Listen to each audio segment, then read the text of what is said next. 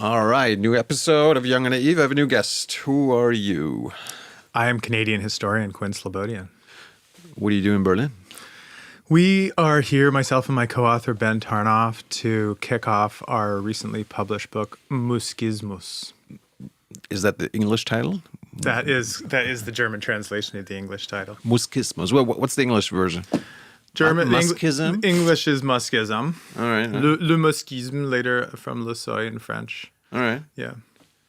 Why does an historian like you think about Elon Musk? Oh, that's a great question. I mean, my co-author is a guy named Ben Tarnoff, and he writes more about tech. He does more contemporary journalism, and for years we were plagued by the existence of Elon Musk. He just came up in our conversations, and at some point we discussed kind of like muting him from our lives. But then when the wave of his own self-importance hit the wave of his objective importance with the election of Donald Trump, and we both read his the biography, we found it interesting. We decided there was no escaping Musk anymore. He needed to be confronted. He needed to be looked full in the face. And nobody else has done so? Kind of not really, actually. Like, if you look around at the books about him, there is a lot of good investigative journalism, especially about his respective companies. So there's like good Tesla exposés, good Twitter exposés, good SpaceX exposés. But our thing was to treat him kind of the way that people have treated Henry Ford, not in the sense of being a genius or a singular inventor, but someone who has helped to kind of initiate a new form of political economy and a new way of organizing social relations along with it. So that was our starting point. Is like, what if we thought about Muskism the way especially social scientists have thought about Fordism? How does that decenter him and ask bigger questions about what this might mean? And that's like part of being an historian. Yeah. Why? Oh, I mean, we historians, we'll surprise you. I mean, the constant kind of deployment of the past for a purpose of understanding the present, taking things in the present and stretching them back to the past is what we do. I mean, I think the politics of the present is the craft of history. So. Let's talk about you first. Why did you become a historian? Because I wasn't very good at Math. pre-medicine. Pre-medicine? That's what I started university studying, was the idea of following in my father's footsteps and becoming a doctor. Oh, really? Good boy. But I wasn't very good at chemistry. I wasn't very good at biology. And it turns out I was good at messing around with ideas. And the first history class I took at college was with this punk historian who had started the magazine Maximum Rock and Roll and also taught European history of ideas as a day job. And he would just come in with like this frizzed out gray hair and a leather jacket and just in sort of bullet tempo tell us about the French Revolution. And I was kind of like, you didn't learn love about at first sight. You didn't learn about it at school? That's not what caught my attention. I think that the way you learn about history at school and in high school is as a timeline and a sequence of events, right? And there's like an objective series of things that happened, and it's good to know about them because we need to know where we came from. But the way you study history after that, and the way that historians do it, is nothing is settled, in fact. The politics of these things are always being rehashed. So the first paper I did for this punk historian guy was about whether or not French revolutionary thinkers like Babeuf had been true to Rousseau's ideas or not. And it seemed to matter to me in the 1990s for all kinds of like weird anarchistic reasons, and had nothing to do with like, who said what when. And it was a question of why would these ideas from the 1780s speak to us in 1998 differently than they did then. So what we learned at school, I mean, I remember going to school in Texas for a year at high school, and I took history. All we learned about was, the American view on history. What about, I mean, you went to school in Canada? Yeah. What about the Canadian view on history? Is it only about everything connected to Canada? I mean, there's been pretty radical revisions of the way even like elementary school history is taught over the last 20 years. I mean, my son is elementary school now, and he learns about history from the margins. I mean, he learns about history of indigenous peoples. He learns about the civil rights movement more than he learns about, the virtues of the founders and, the benevolence of American power or something. That might differ at a school in Texas. That might be outlawed in a school in Florida. But ergo, history is political. Like, I think the way that all of this stuff ends up getting filtered through social movements, filtered through particular claims that people are making at different times is what makes it a vital and interesting field. Is why I devoted my life to it, I guess. So if history is political, or writing or talking about history, how does it work with being a science? Is it a science? We're not as committed to that in the non-German speaking context. No, I mean, the idea of it as like a Wissenschaft doesn't Geisteswissenschaft. It doesn't follow through, right? I mean, the English translation of Geisteswissenschaft is the humanities, which doesn't actually have that sort of overtone of like empirical rigor and like laboratory style facticity. It sort of carries within it this impression of interpretation. And the spirit part is, I guess, more important than the science part in the way that we deal with it. Well, I think of Hegel and Nietzsche, and they looked at history from the view of Geisteswissenschaft. Yeah, well, we don't read as much Hegel and Nietzsche in North America as you should. But you know what I'm saying. I mean, I think that it's more of an activist discipline maybe in North America than it is in Germany, in the sense that there have been these like waves of reclaiming narratives of the past that have come out of social movements and moved into the academy. So so-called history from below, the 1960s and 70s was about like collecting histories of working class life, was about collecting histories of women's experience, collecting histories of immigrant experience. And a lot of people like myself was, if I went to college in the 1990s, I was trained by people who came out of these kind of insurgent, almost radicalized historical traditions. So if you've dealt with something that has sought to insert a storyline that had previously been non-existent in the history books, the idea of there being a scienticity isn't really part of the conversation, really. It's assumed that it's all a terrain of struggle. So you're a professor of history these days. Sure. How does, teaching history these days differ from the time you were at university? It does differ. I mean, part of it is different because I teach in a global studies department. So I'm teaching kids who tend to want to enter the field of international relations. They at least wanted to until recently, work in the expanded field of USAID and the Foreign Service, the State Department. We don't need that anymore. For the most part, it's been eliminated and chopped off. But there, I think there was, the field of international relations is really like the imperial science of the post-war American state. It's the science of global governance from inside of the throne room of Empire of DC.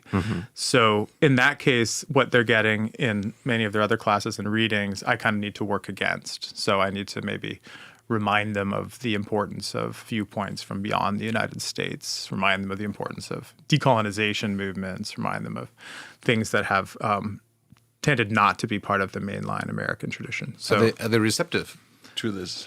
They are. I mean, I think that now is such a time of disorientation and confusion in what the American self-understanding ought to be. As mentioned at the top, I'm not even an American, right? I'm a Canadian. So I'm already kind of foreign to the myth-making that an American who went to school in Texas like yourself, you probably got more of the American story than I ever did at any point in my life. And right now it's... I mean, you're Canadian. You're part of the empire as well, in a way. Well, yes. I mean, we were more part of the British Empire than the American Empire. And now, it's a big wake-up call about how dependent the Canadian economy is on the United States right now. But I think that nobody knows what the story is right now about what the United States is, even the people whose job it is to tell that story. I think it's a time of genuine unsettling for people who for decades were able to have a pretty good sense of security and confidence that, come moments of rupture or disruption, America would always kind of maintain its hand on the steering wheel. And now it seems like the steering wheel is spinning. And people whose job it is to download the story of the United States, I think, are themselves wondering what to do. I mean, we're going to talk about American Empire and what your views are in a second, but you teach at Boston University. That's right. Which is not like for our German viewers, that's not Harvard. Right? That's correct, yeah. Does the state dictate your teachings? No, it's a private university. You can teach whatever you want, talk about whatever you want? Yes. Indoctrinate your students the way you want?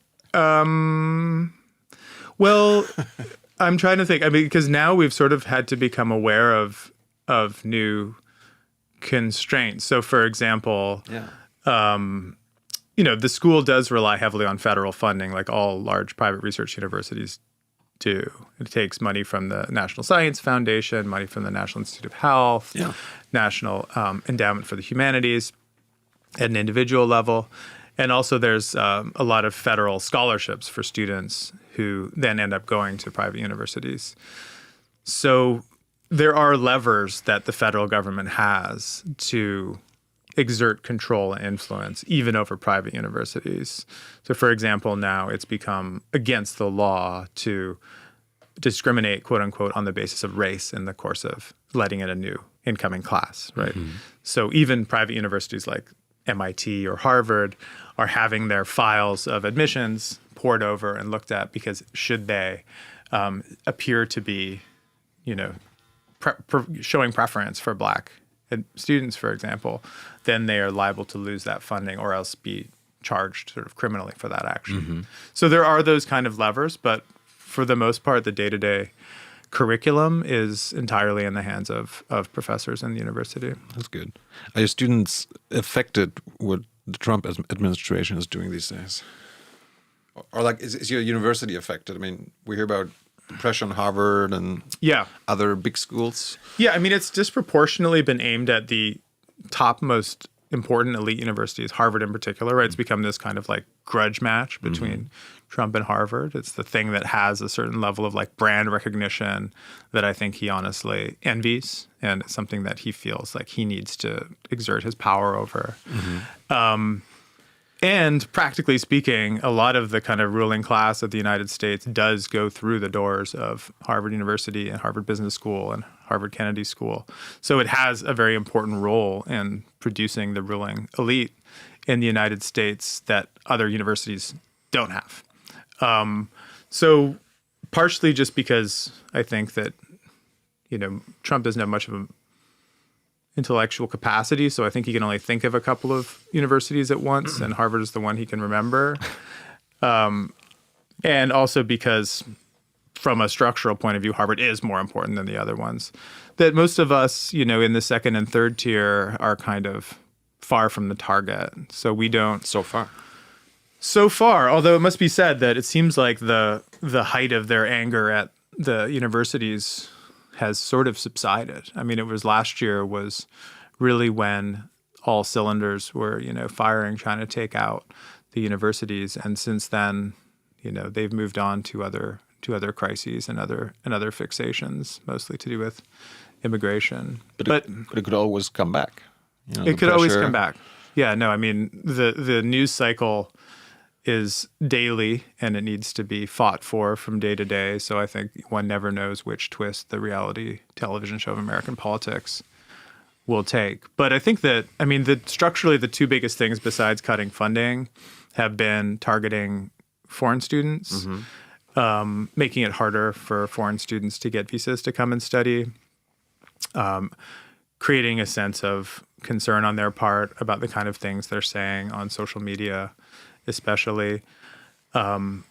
This is having a deterrent effect on the number of foreign students who otherwise might be coming to American universities. And American universities rely on international students for revenue.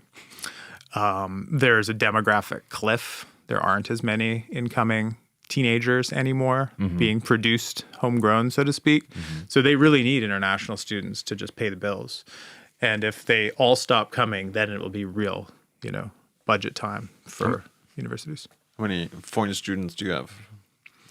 I Right actually, about like 25%? No, it'd be less than that. Yeah, it'd be less than that. But it would vary greatly by university. So some universities have sort of built up their programs strictly on the basis of letting in more and more international students who pay full fare, aren't eligible for federal scholarships. And that's become like an alternate revenue model, which is severely under threat, obviously, right now. What kind of students do you teach at Boston University? Are these? I mean, you mentioned Harvard, the School of the Ruling Class. What about your students? What kind of class are they from? I mean, it's a private university that's expensive, and it doesn't have Rich parents, I guess. Somehow there needs to be some way of paying for the university, right? Whether that's through high levels of debt, whether that's through that they take on themselves, that their parents take on, that their parents don't take on the debt because they have the money already. There's all kinds of ways this happens. But I would say that for the most part, they're part of this normal cohort of young Americans graduating from high school who took for granted for decades and decades that they would do post-secondary education and that getting that undergraduate degree would set them up better for earning beyond those 4 years. And that was an empirically accurate belief that young people had in the United States for decades and decades that is less and less true. So it's not necessarily true anymore that if you take on that much debt, you will be able to get as much of an income afterwards that will compensate for that. So this ironclad faith, the idea of university as just an automatic rite of passage, and the idea of a high level of debt as simply being one of the hardships of young adulthood is starting to be questioned, actually, by many people in the United States, especially on the right side of the spectrum. There's an increasing lack of confidence in universities as something that aligns with the values of conservative Americans. I mean, as sociologists, but like, can you tell if a student of yours is from a rich family and if it's like a working class student, like from the way they interact with you, asking questions? It comes up. So I think that American university is also, especially in the humanities, often about sort of putting yourself into the picture and putting yourself in the story. There's even slightly pejorative, but not always far off term, me-search. So doing research on me is being something that is interesting for a lot of younger students. So people will end up writing about, let's say, the national community that they're from or the part of the country that they're from. Doing women's and gender studies if they feel that aligns with their own identity. And in the process, often people's childhood experiences, their experiences back home, so to speak, they come up organically often in seminar and discussion. So when people feel like that their class fluency or something has not been adequate, for example, for living in Boston, in the richer parts of the city or something, they'll usually say that. We'll talk about it. It's a theme in class often, yeah. I mean, we're going to talk about artificial intelligence and LLMs later, but does the use of AI through your students have an effect on your teaching? Well, it's really only broken through in the last year or so. I haven't been teaching this last year, but yes, absolutely. I mean, I think that most university-age students now are using it in some capacity. I don't know in what capacity they use it, so I try to design now assignments that are as AI-proof as possible. How do you do that? In class writing. Really? Sure. So midterms and finals that are just a blue book that you sit down and write with your hand. Do they know how to use a pen anymore? It seems so. Yeah, the skill has survived. So that's something that more and more professors are doing. I think that the thing that really troubles me is that it has kind of intruded in the sense of trust that it used to exist between faculty and students. So I think even though there was probably always someone here and there who might plagiarize or cheat, you could generally expect that their students wouldn't. But now, because the invitation is so strong, And in many ways, the technology is being constantly sold to people as ways to, increase efficiency, increase productivity. It's almost being you're being told that you'd be foolish almost not to make use of these shortcuts. That makes it hard, I think, to trust actually student writing these days if it hasn't been done in front of you, which is a shame. I mean, it's a real tainting of the pedagogical relationship. It's kind of weird, this idea of optimizing learning, Well, it's about optimizing outputs, right? I mean, Exactly. I think, and that's not learning. Yeah. And yet, if you see this as like a pre-professional undertaking, trying to make you into a better worker the moment you walk out the door, so you can repay your enormous debts, perhaps, that you've accumulated, Cut then some it's corners. understandable.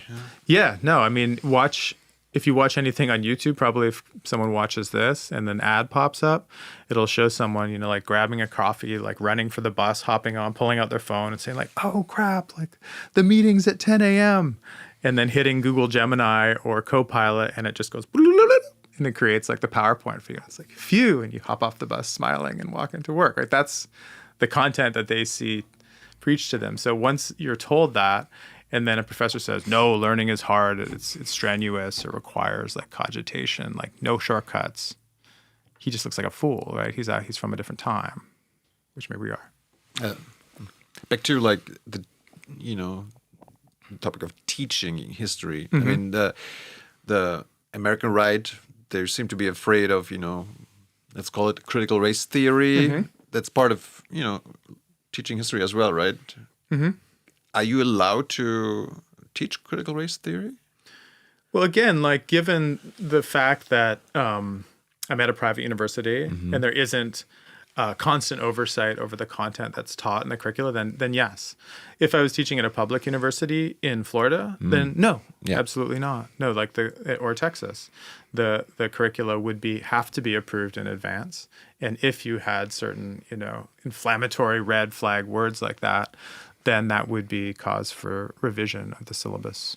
So it's in one of the many ways that right now, what it means to be a professor in America right now really varies greatly by where you're doing it and what kind of institution you're at. Would there be a red line if the state, tells you what to teach and not to teach? It's a good question. I mean, I know people for whom it has been. I mean, I know people who have left tenured jobs in places like Florida because they can't work under those conditions. I mean, if you work on the history of colonialism, and the new state mandates say you can't say anything that humiliates, the United States, then you can't really teach your subject anymore.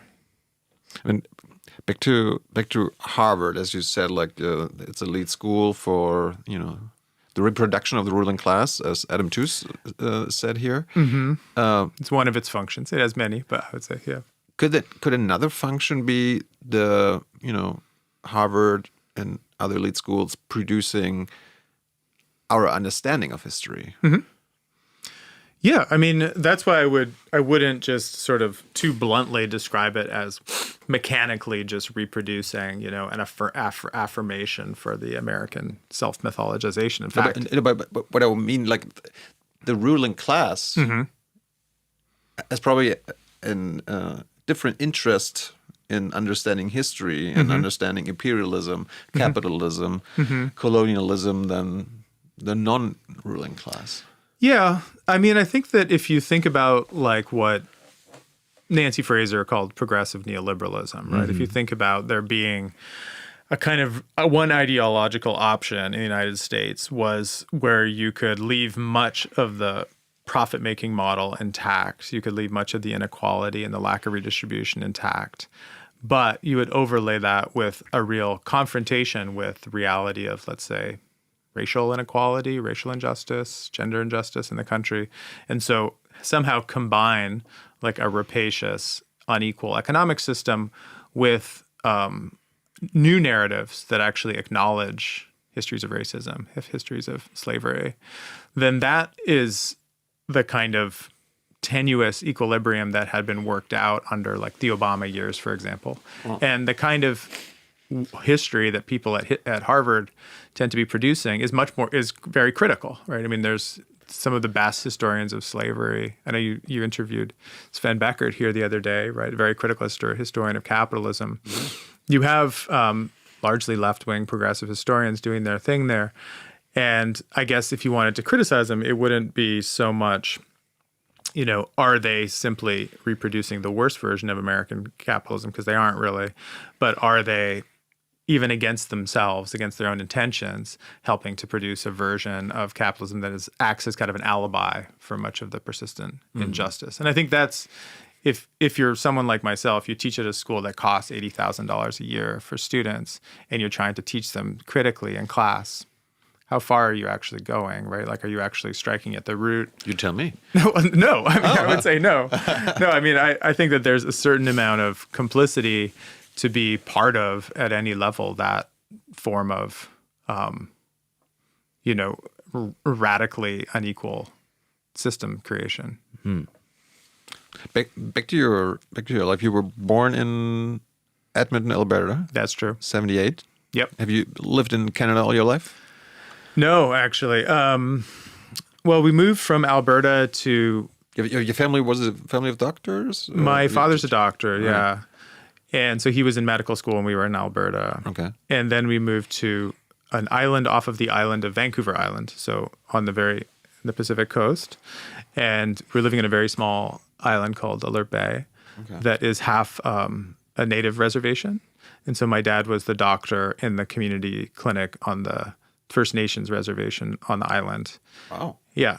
And the school I first went to there had been a residential school just 10 years earlier. So it was a place where, many people had been taken forcibly out of their homes and taught by, provincially run schools. And they were just now coming out of that era of Canadian history. And there was actually a pretty amazing community-based reclamation of the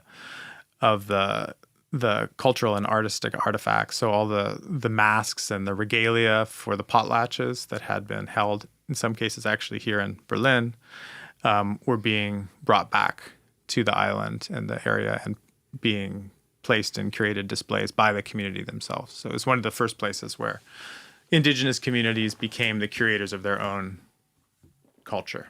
Did you ever ask your parents why they took that job? I mean, that's a... Well, so my parents were religious, which is maybe they're Baha'i, so they're not Christian, but they're part of this. What is that? Baha'i is kind of like if you mixed Muslim and Unitarian strains. So in the 19th century, in the Muslim world, there was a belief that the 12th Imam was coming back. Mm-hmm. So there would be a return of Muhammad. And in Persia at the time, there was a small group of people who believed that they had met him, that he had come back. And that person then led this thing called the Baha'i faith, was persecuted by Persians. He ended up in Palestine at the time and ended up dying there. And if you ever were to go to Israel or go to Haifa, you'd see there's all of these shrines that are kind of like one of the main tourist attractions of Haifa that are the places where the prophet and his son were buried, and is now like kind of a holy place. So it's mostly a Iranian religion. But then in the 1960s and 70s, when post-hippie white people were like casting around the Eastern world for religious inspiration, a lot of Germans went to Pune, and a lot of white Canadians and Americans became Baha'is or Buddhists or transcendental meditationists. Wow. And at the same time, in the Black South, there was a lot of anti-racist civil rights activism, and the Baha'is were very anti-racist, so there were a lot of Southern Black Baha'is as well. And so in North America, you have this really peculiar mixture of kind of boomer hippie white people, Iranian exiles who all got kicked out after the revolution in 1978, 79, and a lot of people from the civil rights movement all hanging out together. So that was my parents' community. That was their religion. And part of that was a spirit of service and going to work in places where you could meet people different than yourself and do something good for people. Were you indoctrinated with Baha'i religion as well? Are you Baha'i? I am not currently, but absolutely I was raised that way. Yeah, so reading the poetry. It's sort of like Sufi poetry. If you read their writings, it's like very, it's like Hafez. It's like very symbolic and flowery kind of lyrical writing. And so those are the prayers and the spiritual writings that I definitely grew up with. And that was also why then we moved to Southern Africa. Lesotho. Lesotho, that's right. Lesotho, which is like a country within South Africa, right? Yeah. It's a small country completely surrounded by South Africa. I mean, we're going to talk about Elon Musk and South Africa later, but how was it? I mean, especially, thinking of Elon and all this and his parents, like what was living in Lesotho like? Well, so Lesotho in that time was it 80s or 90s? It's the 80s. Yeah, no, specifically it's the 80s because it was filled with people from the kind of international development and foreign aid community. Right.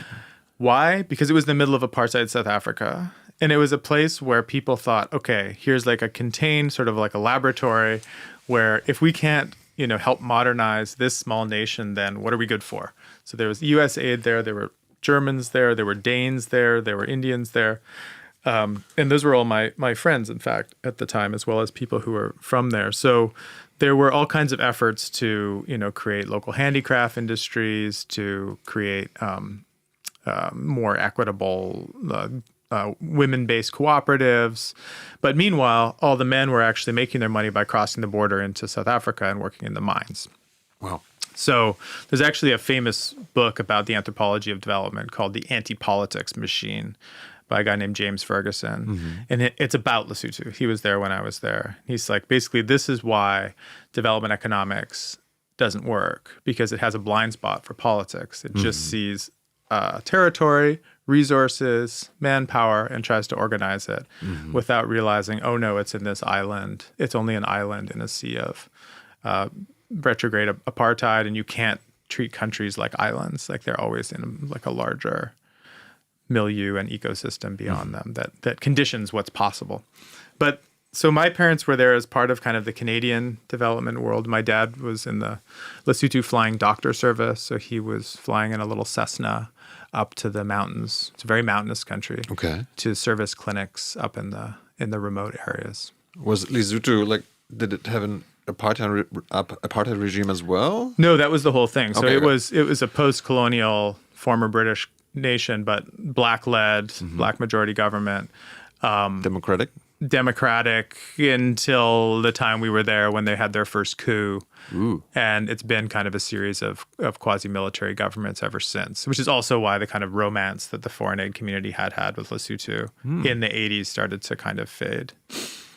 So it had this showcased capacity at the time that made it the object of a lot of attention. That's part of the reason what was being a child like living there? I mean, it was different. Like Did you go to international school and all this? When we first got there, I went to a local school in a small rural town we were in, and I was the only white kid in the school. It was black kids and it was South Asian kids, because there was actually, as with much of Southern and East Africa, an Indian diaspora of people who had either been there for a long time or a short time, often connected to the British Empire historically.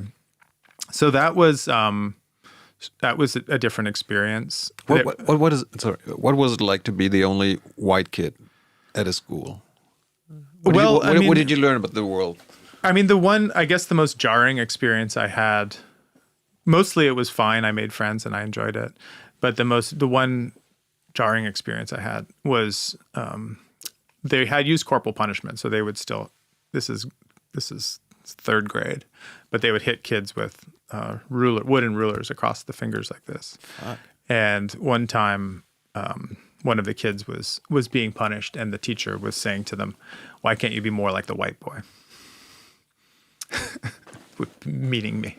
Yeah. So that was a horrible feeling and an experience that's kind of stuck with me, and also a kind of realization of the depths of this racial ideology, even a place that was not under apartheid and that had been internalized in some ways by the black population itself. Did you feel oppressed by the black majority? I mean, I asked this because Elon is claiming there's a genocide on white South Africans. No, and I mean, all this. I think so. This will probably get into part of my personal interest in the topic of Musk, but it's mostly because it is such a stark inverse of my own experience of that time of life and my own socialization being there. Partially because I was there as part of this religious community that was fixated on the idea of racial equality and racial diversity. I mean, this was like the big message of the Baha'i faith was like the races are equal, we're all humans, we actually need to do everything we can to show universal equality, universal brotherhood. So we were pretty well integrated with the local Basutu, they call it, community, and would hang out with people all the time. We had fabulous relationship to the people there and saw ourselves as their guests because we were outsiders, had only recently arrived, had no pretensions of claim over their operating their lives or anything. And so all of the things that as a child, only a little bit younger than Elon Musk, that seemed totally natural to me. Like, we want to have world peace. We want to have some kind of international cooperation. We need to have more racial equality. The fact that he somehow emerged from that same period of the 1980s with this inverted idea by the end, where this all seemed like a road to dystopia for him, has always been just intellectually like a puzzle that I felt like I needed to understand. Like, how does that happen to someone? Like, how do they get twisted in that way? Because it's not that every white person who grew up in South Africa ended up like him, right? You had lots of anti-apartheid activists. But his family seemed, as far as I know, was part of the white ruling class. Well, maybe they liked the domination of so that's where I think non-whites. that's where it gets tricky, right? Because I mean, just to lay it out for people who don't know the basic story, his grandfather is a guy named Joshua Haldeman, who was a chiropractor in Saskatchewan, central Canada. And he was also part of this very also strange movement called Technocracy Incorporated that wanted to dissolve democracy, dissolve the market, and reorganize the entire North American continent as something called the Technate. There would be no more money, there would be no more votes, there would just be the rule of engineers. What is that the map with Greenland and all this? Yeah, all the way down to Venezuela, the Caribbean. So this was a small movement, never had that many followers, but very devoted, the ones who were part of it. They took numbers instead of names. They wore all gray. They drove in this fleet of gray painted, sedans. And they celebrated technology and the world-making Promethean qualities of the automobile and the steam engine and the railroad, the airplane. So they were kind of like more tame versions of the futurists, right? Like they had that love of the virility of the machine, but they still wanted to kind of organize it in the grid of their own new form of governance. So Joshua Haldeman, big into this, a leader in the movement, writing articles in the newsletters. It ends up running afoul of Canadian government because some parts of it was more sympathetic to the Germans in the Second World War. And he ends up falling out of the movement, dabbles with a couple of other things, but then finds his calling by moving to South Africa right when they institute apartheid in 1950. They get there. National Party has just come to power 2 years earlier. It's a very symptomatic time to choose to move to South Africa. He then gives interviews later that we quote that said that no, he went there because it was, breaking free from multiracial ideas, and he has very specific anti-Semitic opinions that he puts on paper in these interviews. But his Elon's mother, Josh Haldeman's daughter, May, herself has never expressed politics anywhere close to that. She was part of the English-speaking British-derived community. Errol Musk, Elon's dad, although a vile human being across many different metrics, was also part of the British community, which was actually not the ruling sector of the white community under apartheid South Africa, right? You had the Afrikaners, and then you had the British. Yes. And the British always felt like they were kind of being marginalized themselves in some ways by the Boers and the Afrikaners in this apartheid period. They were overrepresented in things like second-class white people. Well, I mean, they just didn't have think. command. Yeah, I mean, they wanted, often they were more flexible. Mm-hmm. They didn't want to sort of rule with such iron fist. They didn't have this kind of rural resentment that the Afrikaners had, against the British, who had, they had fought a war within a couple of generations in the Boer War. So Errol was actually, who was a politician. He was a council person for a while and was not violently pro-segregationist. He actually was, I would say, in the camp more of like the reformers. You can see that in the kind of positions he took. So that's all to say that from his upbringing, Elon was more in the kind of aloof, detached, rich, English-speaking world that didn't necessarily get that involved with national politics and would tend to have a more accommodationist attitude even towards some of the attempts towards integration. So the school he went to, for example, was one of the first private schools to take a black student. And one of the things that comes up in interviews with people who knew him at the time is when one of his black classmates was killed in a car accident, he went to the funeral. So he didn't show those signs of being like, from the beginning, a dyed-in-the-wool racist of some kind. It has really come out more and more over time, to the point that now, just the other day, he posted affirmatively that like whites should have their own homeland, right? I mean, this is where he's at now, full like Andre Breivik level of identitarianism. But it seems to have come as something that was more late blooming as much as it was, a direct inheritance of South Africa. And that actually is worth saying that why we devote the first chapter of our book to South Africa isn't because we want to present it as like the master key to Musk's pathology. Actually, why we're interested in South Africa is the way that apartheid South Africa kind of represented a unique political economic model in the sense that it wasn't totally integrated into the Western world. It built up its own industrial base, right? They built their own nuclear program. They had their own Datsun factories, their own Ford factories. By the 1980s, they were increasingly sanctioned and kept at arm's length from the Western Bloc. So they were both globalizing, but also importantly trying to build towards some kind of national economic self-sufficiency. And apartheid, even though we might think of it as like a very backward-looking kind of reactionary politics, which it is, economically it was actually a very modernizing project.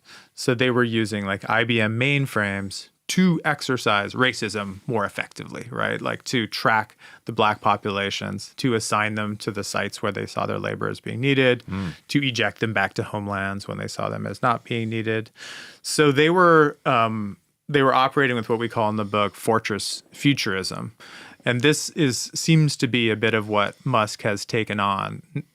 Obviously, he's brought the race politics with him, but also this idea that you can kind of unplug from the grid of global interconnection and build these more kind of nationally bounded, vertically integrated sites of industrial production, whether it's for Teslas or rockets or, now AI. What was produced in South Africa back then? I mean, the big export obviously was gold and diamonds. Oh.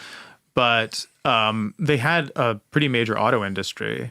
And so rather than just importing in like finished Volkswagens, for example, there was, Volkswagen South Africa. And they would be licensed to create their own factories there. And to this day, if you drive a car in sub-Saharan Africa, chances are it was built in South Africa. So they did this kind of way of getting around dependency on foreign exporters by kind of building out their own industrial capacity locally. I mean, you just mentioned Breivik. I mean, he's one of the most famous, terrorists in European, at least the last 20, 30 years. Yeah. I mean, I think people would call him a white supremacist. Absolutely, yeah. So Elon is one as well? Oh, without question, yeah. I mean, I don't think there's much in Andre Breivik's manifesto that Musk hasn't tweeted.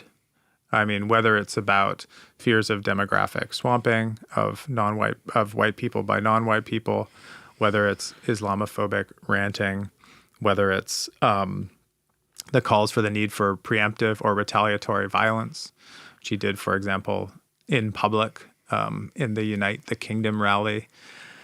In the UK, when he was speaking by video feed, he speaks the language of the far right down to the call for remigration, which, as you know, as a German, was, even too far for the Alternative for Germany party when there was the secret meeting until recently. So they call it remigration these days. Now, right. But now it's important to realize how quickly those things have been normalized. Things that had been seen as beyond the pale are now, the stuff of Musk's everyday feed. We used to call remigration Ausländer raus. That's what the far right called it here. Foreigners out. Yeah. And now it's like a more formalized term. Right. Yeah. The thing about Musk, and this is why I think we find him to be so concerning, is not just that he's performing these taboo speech acts and transgressing, all forms of kind of humanity in the things he's saying, but he is doing it on a platform that he now owns and is designing in a way to amplify other forms of speech similar to that. And furthermore, now through his Grok chatbot and Grokopedia, which is an automated product of the Grok chatbot, he's sort of automating hate speech, right? So he's creating feedback loops. So those kind of things aren't just one person saying an offensive thing once. It's one person says something about white genocide, and then it gets fed to the training data inside of Grok. And now Grok repeats that talking point to whoever asks it about these questions. I'm sure many people will, who are listening to us, be like, if Elon is like a Breivik, Breivik, he killed dozens of children. He's one of the worst killers. And if Elon is like a Breivik, Elon is the richest man in the world, one of the most powerful men in the world due to what he owns, what he produces and controls. Yeah. I think that's fucking scary. The manifesto itself, I'm thinking about the kind of speech that Musk is platforming and reproducing. I don't want to say Elon could be a killer, but that's what this ideology leads to, I guess. Well, I think that it can. And I think that is the justifiable concern and this is really the puzzle. This is, you ask at the beginning of the interview why a historian would spend time talking about this guy.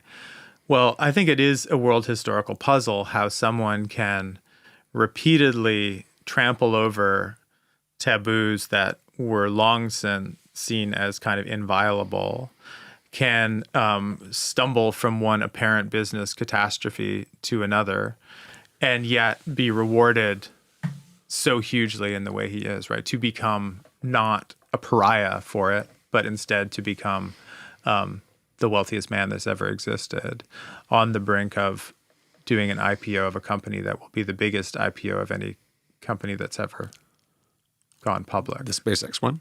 Yeah. Are you going to buy some shares? I don't think so. I'll pass. How many years did you live in Lesotho? Were you there 3. 3 years? Yeah. 80s? Yeah, 86 to 89. So did you experience, the end of apartheid in South Africa, or was it too early?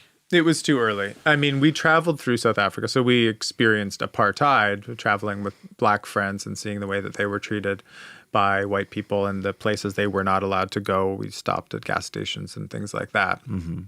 But no, the major, the fall of the regime didn't really happen until a couple of years later. So no, not on hand for that. Did you ever go back and, visit? I haven't been back, but actually we'll probably go back next summer, as I have an invitation from the University of the Western Cape. You should publish your book in South Africa. It's available there for sure. Yeah, it will be available. And I read afterwards your parents took you to Vanuatu. Yeah. Where's that? That is in the South Pacific. It's Melanesia. So if you go kind of from Papua New Guinea and you follow the chain of islands, it'll hit Solomon Islands, and then Vanuatu and New Caledonia will be next. So it's somewhere between Fiji and Australia. Is that like a free country or some part of the British Empire? It was a very late decolonized country. And so it was in I think 1980 that it became independent. And at that point, it was very unusual because it was being governed simultaneously by the French and the British, a so-called condominium government. Okay. Yeah. And they always had a problem of how they would economically survive after independence. And one of the big things they came up with, rather other than just tourism, which is very important, is being a tax haven. So nowadays you might see it in the news because it's kind of a crypto paradise. It's also a place where people will like sort of book their profits offshore. And that was at the time pitched as one of the ways to kind of do development in the country. Like, hey, we could actually be an offshore tax haven. Historian Vanessa Ogle has written about this. For Elon and his crypto bros and all this? For the world's wealthy with their capital, they wanted to go and hide somewhere. Yeah. Oh, God. But the place we were is an island called Tanna, which is quite well known, partially because there's a volcano there. There was a season of Survivor film there. And if you've ever taken anthropology class and learned about so-called cargo cults, it's a place where... Cargo cults? Cargo cults. Okay. So it was part of the kind of island hopping chain that the American Air Force and Navy used during the Second World War. So you had these very isolated islands where there had really been almost no presence of even the colonial, except for maybe some sort of like slave recruitment, slaving happening in the area. And suddenly in the 1940s, you had, big cargo planes dropping down, sometimes, building airstrips, building out like staging areas to move onwards towards the fight with the Japanese. And some of the people in those areas, overwhelmed by the sudden appearance of these highly modern technologies, became convinced that after they left and the war was over, they would one day come back. And so there are villages that still exist in this island of Tanna where people, write the word USA on their chests and march around with the belief that someone named John Frum will one day come back from America and bless them with the opulence and the bounty that they once had during this brief period of the Second World War. And it's very interesting anthropologically, partially because they also ended up being quite important politically in the anti-colonial struggle. And even though it seemed kind of absurd in a way, it ended up being a place to also rediscover traditional customs and to actually create like a enclave against British culture. So it's both kind of outlandish and cartoonish, but then also ends up being kind of politically important too. So that's one of the things that happens on the island in Tanna that how many years we spent a year. Did you guys stay there? We were there a year. A year? Yeah. What was more interesting? Lesotho or Vanuatu? Well, I was 6 to 9. You're very impressionable, and even like landscapes really just imprint on your mind, and you get kind of almost you remember it in a quasi dreamlike way, right? It's almost like, did that even happen, or did I just dream it? Yeah. Whereas by the time you're 15, for one thing, you're an adolescent and you mostly just want to like hang out with your friends. And if there's not many friends on that island, then it can feel quite isolating. And I myself became kind of like a cargo cult person with my one Rolling Stone magazine that I was just, reading again and again and again to try to remember what modernity was like. But on the other hand, I think it's been great for me in my life to be jolted out of routines and to just be, reminded that the world can be many different ways and we shouldn't be lulled into one version of it. Did you guys go back to Canada afterwards? After that, we went back to Canada. And then soon after, I went off to college in the United States, and I've been there pretty much ever since. Why did you want to go to the States? Why not stay in Canada? So one thing that you don't have in Canada is small liberal arts colleges. There's history, but there's like a nice thing that America has, which is these little schools where you have small classrooms and it's very discussion driven. And there was one that, luckily for us, gave me enough money that we could afford it. And so I went down to Portland, Oregon, and went to a school that was like nestled up in the woods and just, read books for 4 years. And that was pretty idyllic. But the original plan was become a doctor. That was the very original. That one didn't last long. It didn't last long. It was swamped by the fascination with ideas very quickly. So what was so... Distaste with fruit flies and a love of big ideas. Oh, boy. What fascinated you about history? I mean, were there some moments of like, oh, my God, this is it. I want to do this for the rest of my life. Were there any thinkers or... Well, I think that, my parents had discovered this exotic worldview in their late teen, early adult life that had changed their world, yes. right? They had been raised in just white Canadian families. Nothing suggested that they would become too involved with a Persian-connected religion from the 19th century, and yet they did. So it was their practice of kind of search that led them to this world-changing set of ideas. And I think in certain ways, my own fascination with often quite peculiar forms of ideas is something similar. Like this feeling like there's an endless variety out there, and the world is filled with such a crazy cacophony of versions of itself, and many of them have been written about. The whole, human past is filled with these things. And how can you ever get bored of a world like that, right? That it's an endlessly generous field to study, because you'll never reach the end of human ideology.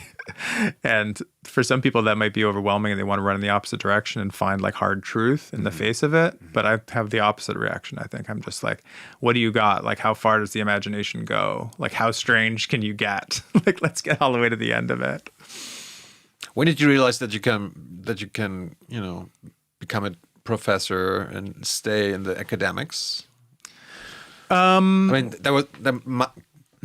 I can imagine this wasn't the plan when you started. No. I'm going to become a professor.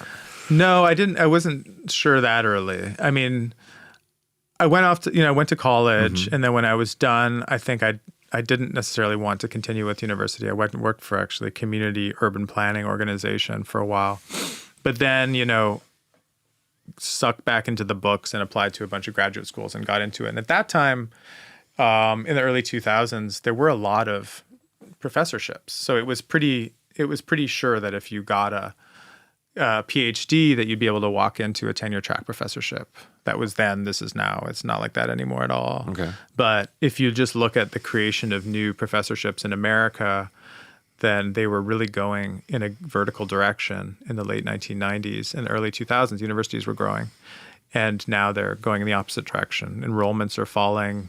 Number of PhDs granted is falling, and certainly the number of new positions being created is falling. So it was the sort of the last gasp of the post-war higher ed boom in the United States that I just coasted in on, that really hit a wall in 2008. Like that's when universities got much more economistic about what kind of things they were going to fund, and the idea of a bunch of people wasting their time like reading literature and studying art history is something that was drawn right back.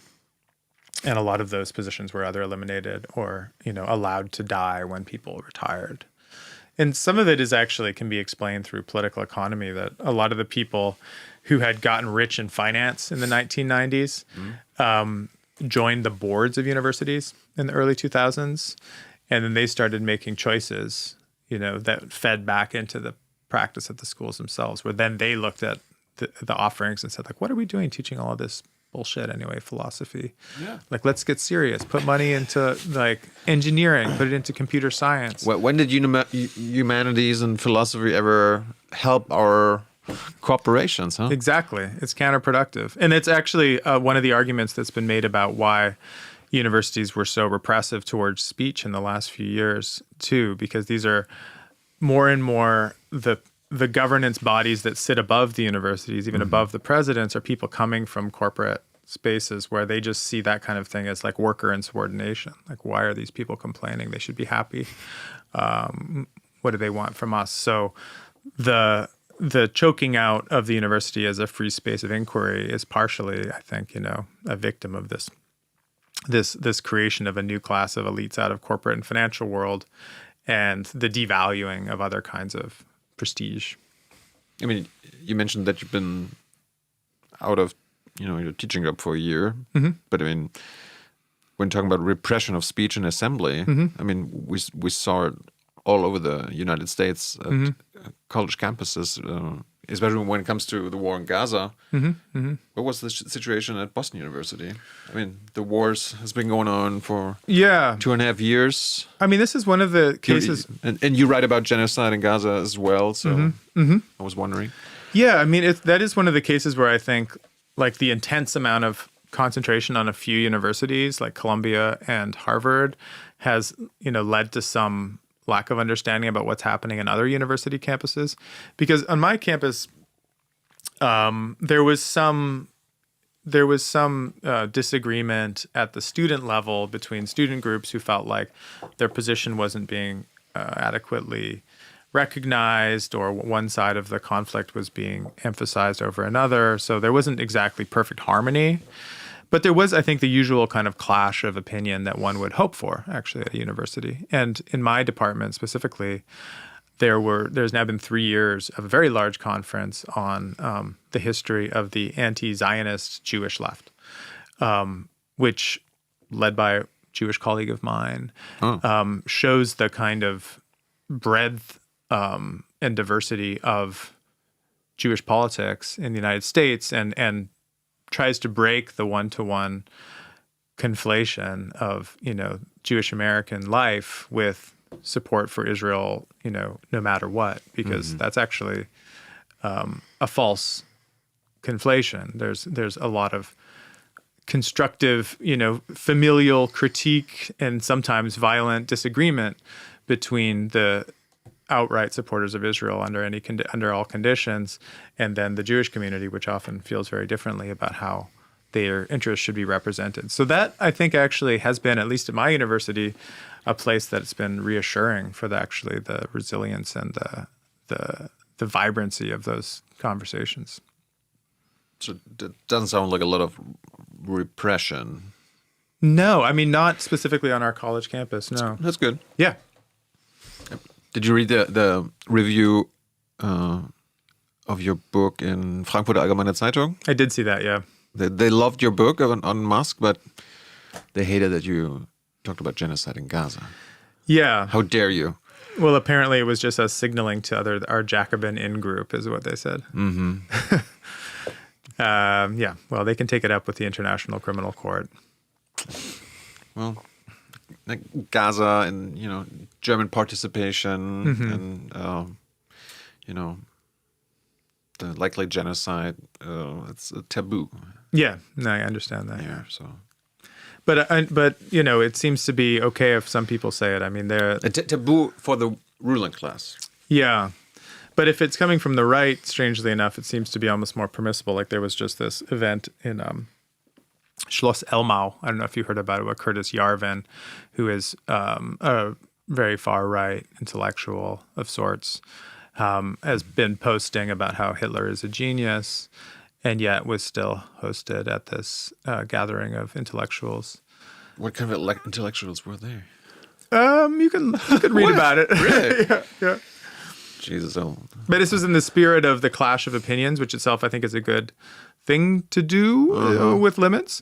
But it seems surprising to me that certain kinds of speech were permissible if they're coming from some directions and not others. Back to, you studying history, how did you develop your school of thought? Is there a school of thought when you work as a historian?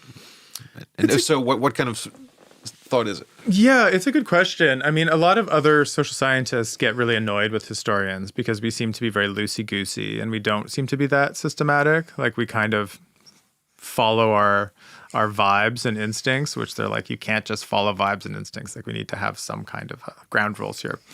And I don't think I really am any different. Like I think that as a graduate student, there was a lot of work that was very meaningful to me. And it was often things like science and technology studies. It was often things like Michel Foucault, who I found helpful for his way of both making the past unfamiliar and, genuinely different from the present, but then also showing the possibility of creating genealogies of thought over time. So the way of figuring out how we got from seeing the world one way to another through sometimes even obscure intellectuals or practices was very intuitively attractive to me. I think that's mostly the methodology I use in all my books, is try to show how ideas and places and practices, end up having this kind of mutually reinforcing relationship with one another, whether it's, the creation, the way that a place like Dubai becomes inspirational to far-right libertarians, or the way that a Dutch libertarian could drop down into the Somali civil war and get excited because he thought he saw stateless capitalism in action, and then try to create his own law, grafting together, customary Somali law with business commercial law. Those moments of unexpected knitting together of influences and practices, I think, that's the thing I'm always looking for, I think. And I think that the Musk stuff was especially interesting because sometimes with these obscure storylines, you kind of need to make the case for its significance, right? Like, okay, a Dutch guy went to Somalia. That's kind of a quirky story, but like in the end, who cares?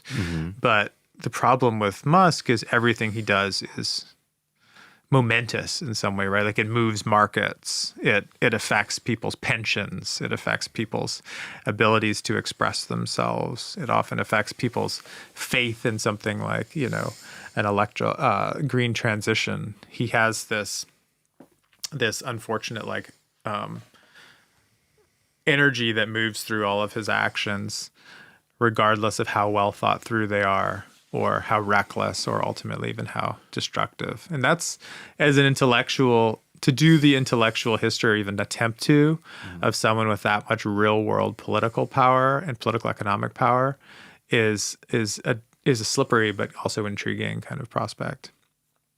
I mean, we can think of Elon Musk these days as like an evil guy or a powerful capitalist. But do you think this has always been his plan? Did he stumble into this, this role, into this dominance, global dominance, or how much luck was part of his journey? No, we definitely don't want to make the case, and I wouldn't make the case that there's like some kind of premeditation or like some kind of a master plan. I mean, there's always like, there are elite secret societies, and they have like, they teach their kids how to, Yeah. But his story is so kind of contingent and strange that I think it kind of undercuts that idea, right? Like, he genuinely is like an outsider. Like, he comes from the other side of the world. He doesn't have actually a big social base from which he's building from. He doesn't come with much capital, except for what he has in his pockets. But what's interesting then about following him through the last 30 years, which we do in our book, is it's less that you answer the question, how did Elon make this work? But you answer the question, what were the ways that one could enrich oneself at this particular moment? Like, what was the profit model or the revenue model that was surfacing and rising at moment X, Y, and Z? So why is it that he was able to make SpaceX, a rocket company, work in the early 2000s, and it wouldn't have worked 10 years before? Well, it was because of the war on terror. It was because Donald Rumsfeld wanted to move to a more nimble, entrepreneurial style of the national security state. He wanted a battlefield that was a networked battlefield, which would require a lot of satellites communicating with each other.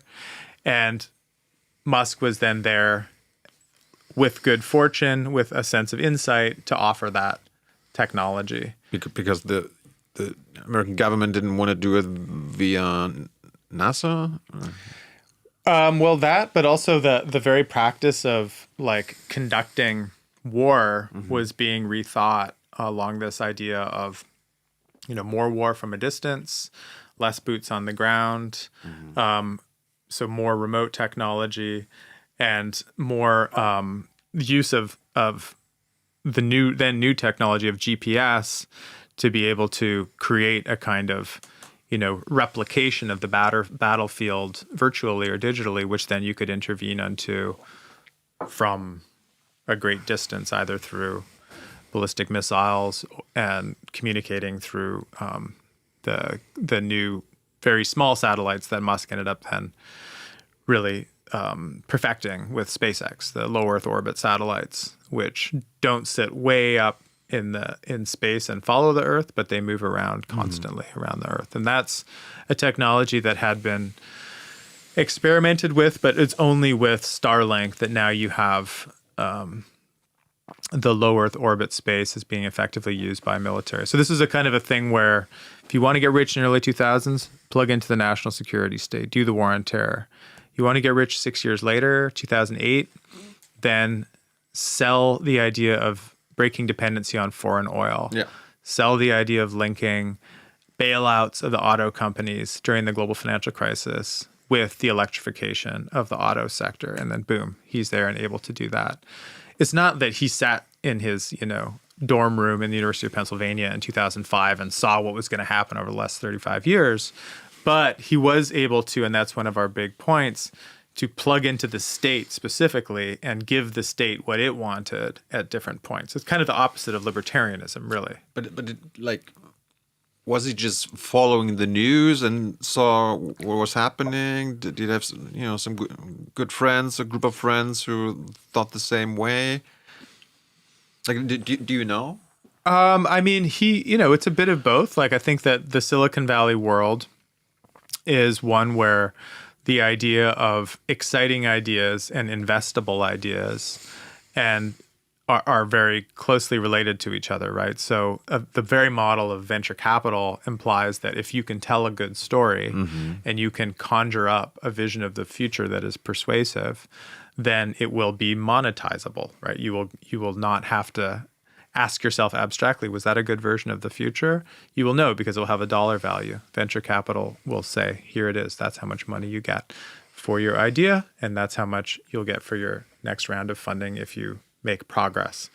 So that idea of monetized fantasy is something that for most of us is very foreign, right? Because we persuade people for the pleasure of, them being persuaded rather than persuading someone for the pleasure of, a certain amount of capital that you can then roll with and try to snowball into more. So he was very attuned to those narratives, right? He knew which narratives captured interest, which crystallized investor interest, crystallized government interest, and he knew how to put those things together. And one of the things that we draw attention to is the way he starts to use social media more and more as the place where he sort of takes the pulse of the zeitgeist, figures out which ideas gather attention, figures out how those ideas can then be converted into capital. The example we use seems a little trivial, but he picks up this joke crypto called Dogecoin and decides that this is his thing that he's going to boost, and finds out pretty quickly that if he just says buy Doge on his feed, the value of Dogecoin shoots up. Yeah. So he has this magical money-making machine in his own, utterances. So memes are not just superficial, symbolic things that float around. Like, they are things that actually manifest as value. So I think the way he tests the markets through these new communication media is how he gets a sense of what is selling literally and what might sell as a future idea.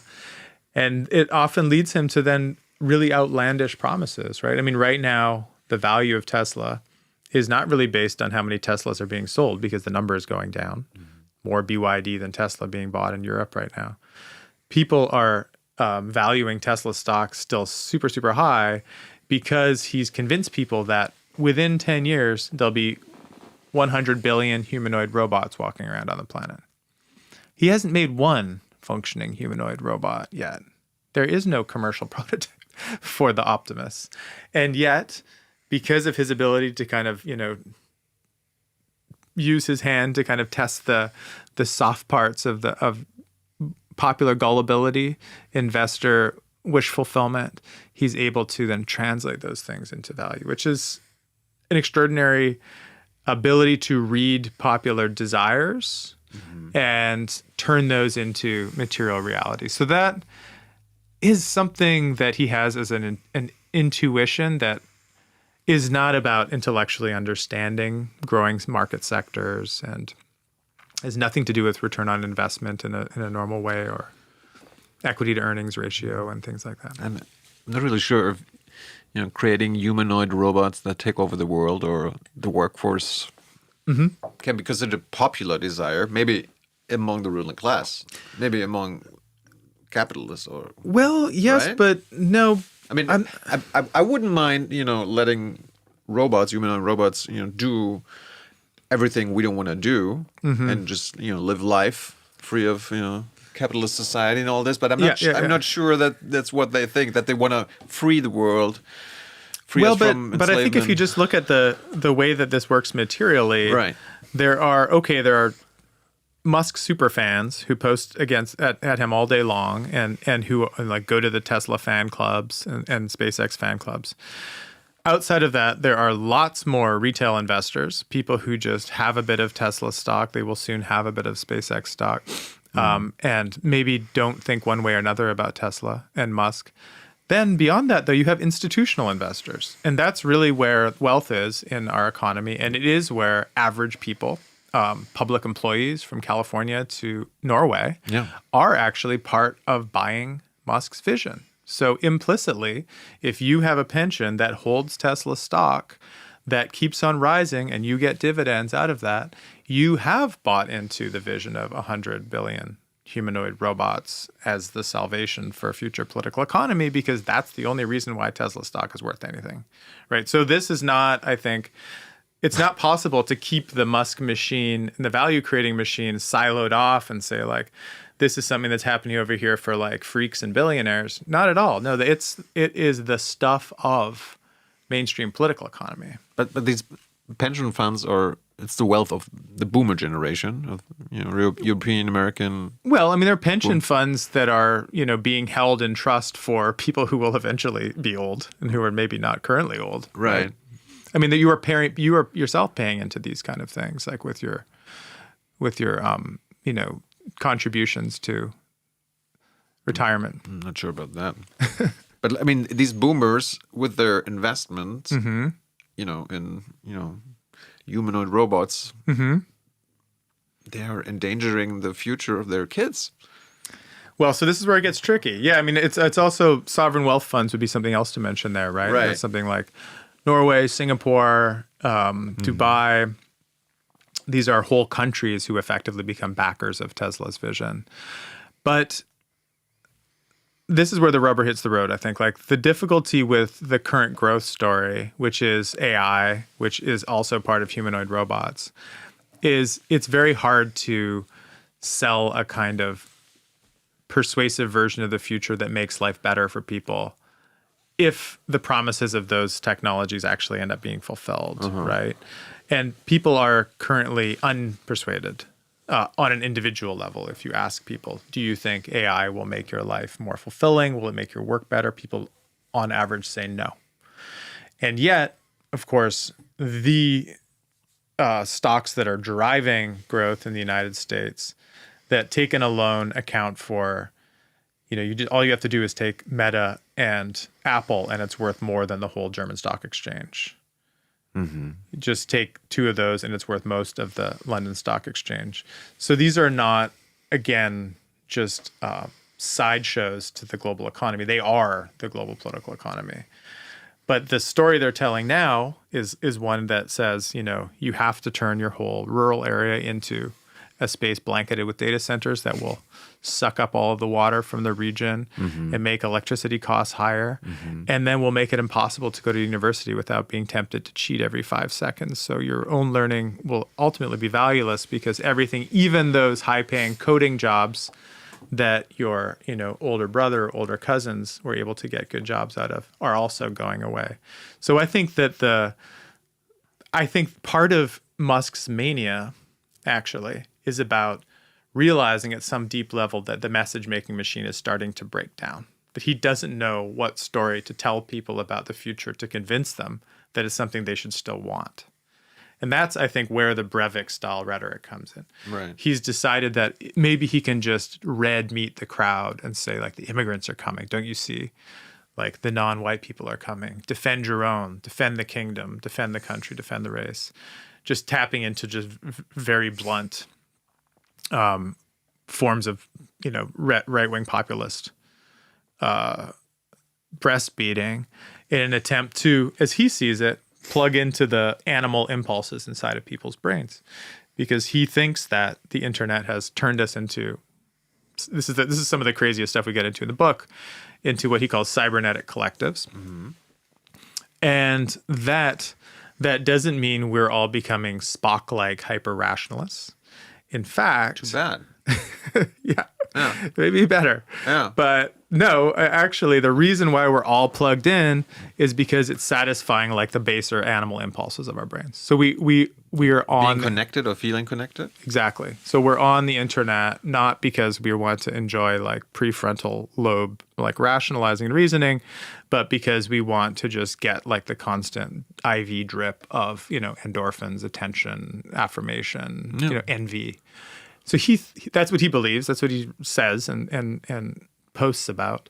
So therefore, how does he see politics? He sees politics the same way. Politics has to be about like stimulating those animal emotions. You can't actually just appeal to people rationally. If you tell people rationally, it will still leave cold the main thing that drives people's like desire to engage.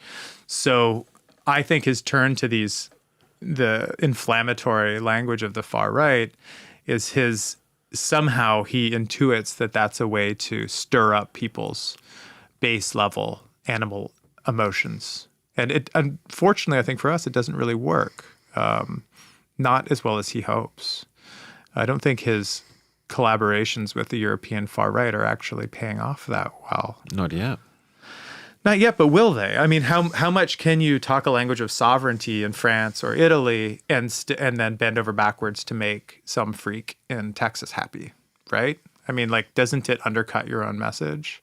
I think certainly Nigel Farage has distanced himself. Yeah.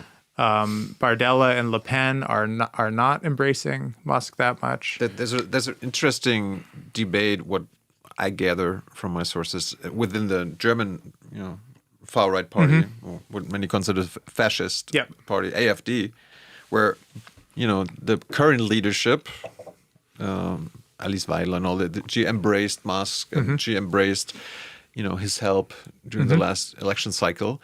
But then there was the real leaders in AfD, Björn Höcke, he's a fascist, and he's been warning about letting Elon help his party, right? Because in the end they're nationalists. They're they want German sovereignty and be free of American help or Elon's help and all this. And they are afraid this waters down their message. Yeah, and I think it does. And that's, I think, one of the things that I think was the secret of Musk's success in the 2000s and 2010s is he able to sell his technology, whether it was Teslas or rockets, as apolitical enough that different countries could use it for their own purposes.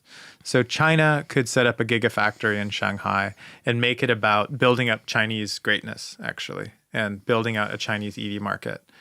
Brandenburg could build a gigafactory here, and it could be about EU doing like kind of green energy transition. It wasn't immediately colored by the politics of the man behind the company.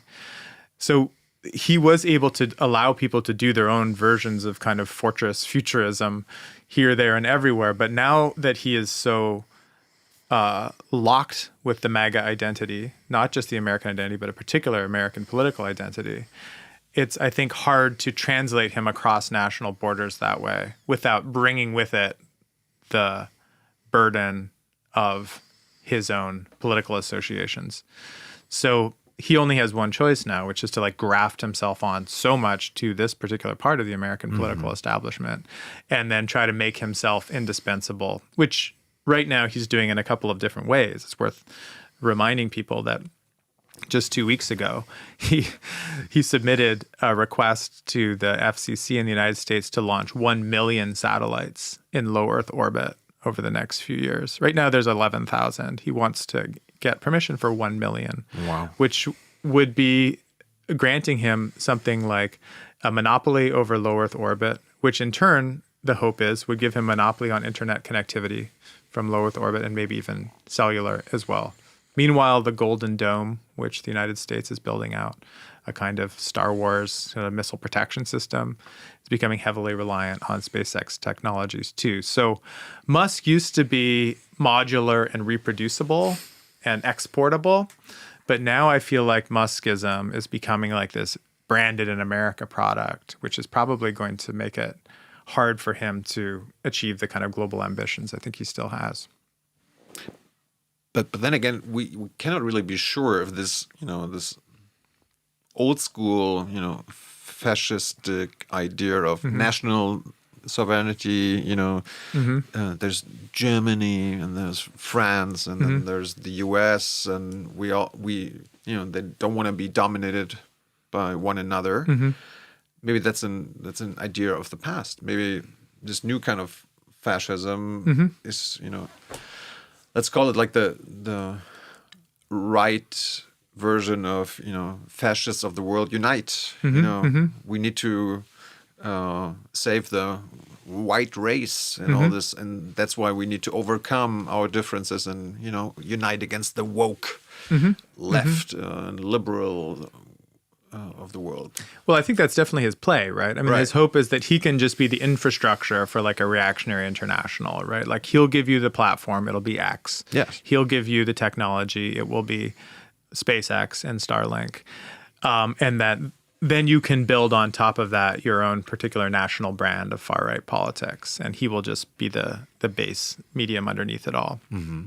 But so far, people seem to be rather attached to the particularities of their nations, and it hasn't quite been sold to them. The voters don't seem convinced yet. I don't think we can speak too quickly, but it seems like there's still a feeling of like this imposter coming in telling, Germans what to do, French what to do, and there's still enough of a knee-jerk rejection of this Anglo imposter, but that might not be permanent. Well, that as long as voting has any meaning. That's right, yeah. I mean, I'm afraid like we can see, the end of voting in the US even this year. I mean, it kind of looks... Well, I wouldn't go that far, yeah. But the danger is there now. So... Yeah. Yes, I mean... If there's no vote or there's no election, then... It is true that the practice of voting remains a kind of a check on the acceleration of a lot of this stuff. I think that what one wants to watch out for is how much stuff they can even rush through legislation right now before even the next round of elections. Or they use like some kind of emergency laws and all this to circumvent any laws. I mean, we mentioned the word domination a few times now, and your book is also Rise and Domination of the Technoking. I don't know if that's the English version as well. No, the English one has a much more bland subtitle. It just says A Guide for the Perplexed. I mean, what does these techno guys, those far right people, why are they so fascinated with domination? It's not about democratic rule or some leading the government, but actually dominating people. I mean, I don't know if you know Alex Karp, who's the CEO of Palantir. There's a famous quote, I think, from a talk with the New York Times where he said, "I don't think in win or lose. I think in domination." Like basically saying like Palantir, it's less about making money. First and foremost, and creating good output for their investors and all this. It's about domination. Yeah, I mean, I think if you remember that the discourse and the rhetoric in Silicon Valley in the 90s was about disruption, right? Disruptive innovation, right? And the assumption was that no monopoly is permanent. That the the very engine of technology is such that there will always be some new competitor coming in and disrupting the incumbent, overthrowing them. And you have to just simply live with that creative destruction. And then it will be rapid, and it will be, dispossessing you as much as it is empowering you. Mm-hmm. And that's in a way like the high stakes struggle that is, the new world of internet companies. So that was the kind of ideology, the bread and butter that people who entered the Valley in the late 90s, like Musk or 95, took for granted. They're always looking over your shoulder. Someone's going to be coming. Make sure that you capture the IP in a certain way. Make sure that you're not getting people stolen from you too quickly. Hold on to your hires and so on.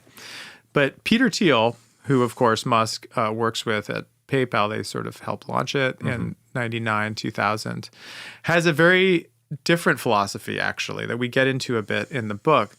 And he writes about this in his book, 0 to 1, where he talks about startups as basically miniature monarchies. And he says, what you do in a startup is you create something out of nothing, hence 0 to 1, and you try to disintermediate as much as possible. So you try to have as direct lines of communication with everyone who works for you so that you have complete oversight over what's happening, and you're not exposed to energy from the bottom up that's pushing you away from your singular vision. Right. You need to be constantly watching because you're constantly facing competition. But the goal is not to, make peace with the fact you'll eventually be dethroned, but to make sure you're never dethroned. Competition, as he says, is for losers. Yes. You want monopoly. So this isn't the old school idea of, there's something virtuous of having many competitors in the market. No, you want to own it all. Like a monopoly that cannot be disrupted. That cannot be disrupted. Yeah, exactly. Like the previous generation that they were part of. Exactly. So everything that is described as techno-feudalism, Silicon empires, and shitification even, all these terms that critics of big tech have been coming out with all circle around the same idea, which is that the point of the big actors in Silicon Valley now is to create walled gardens that trap consumers and users inside of them such that they can't leave. They can't switch out, right? So what does that mean? It means you do a lot of consolidation and acquisition of competitors. So if you're Facebook, that means you buy WhatsApp, you buy Instagram, you buy things that could start to bleed out your user base. And in the case of more hard tech like Palantir, the company that Peter Thiel and Alexander Karp founded, or SpaceX and Starlink, you weave these things right into the functioning of the state itself. So once the government is using Palantir technology, is using Grok in the Department of Defense, in Homeland Security, in the Pentagon, and the difficulty of switching out to a new software would be so expensive and so inconvenient that you end up not doing it, then you've really sealed in permanent domination, right? You've sealed in the monopoly. The kingdom that began as a startup is now fused with the government itself. And that's quite openly what someone like Alexander Karp writes about in The Technological Republic, for example. The book he wrote, it's what he says, Silicon Valley has lived too far from Washington. It's been doing burrito ordering apps over there in the Valley and doing stuff for consumers and getting namby-pamby and being like... Namby-pamby? Namby-pamby. This what is is a new that? English word for you. All it right. means just being like wussy. Okay. Not wanting to do contract. Woke. Being woke, another way of putting it. The 2018 protests where Google employees refused to work on the Project Maven project, which was being developed for the Department of Defense, which is, by the way, now being used to find targets in the Iran war, was a moment for people like Karp to say, enough is enough. We have tolerated too much softness in our companies. We need to graft ourselves more clearly back onto the primary client, and the primary client for tech has always been the government. So no more beating around the bush, no more being ashamed of that.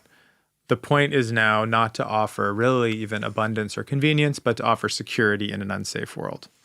And that's what... For governments. For citizens too. All right. Yeah. So if you read The Technological Republic, and this is consistent with Musk's language too, he's not, traditionally, if you talk about a republic, you're saying that it's something about popular sovereignty, collective will, maybe the practice of democracy.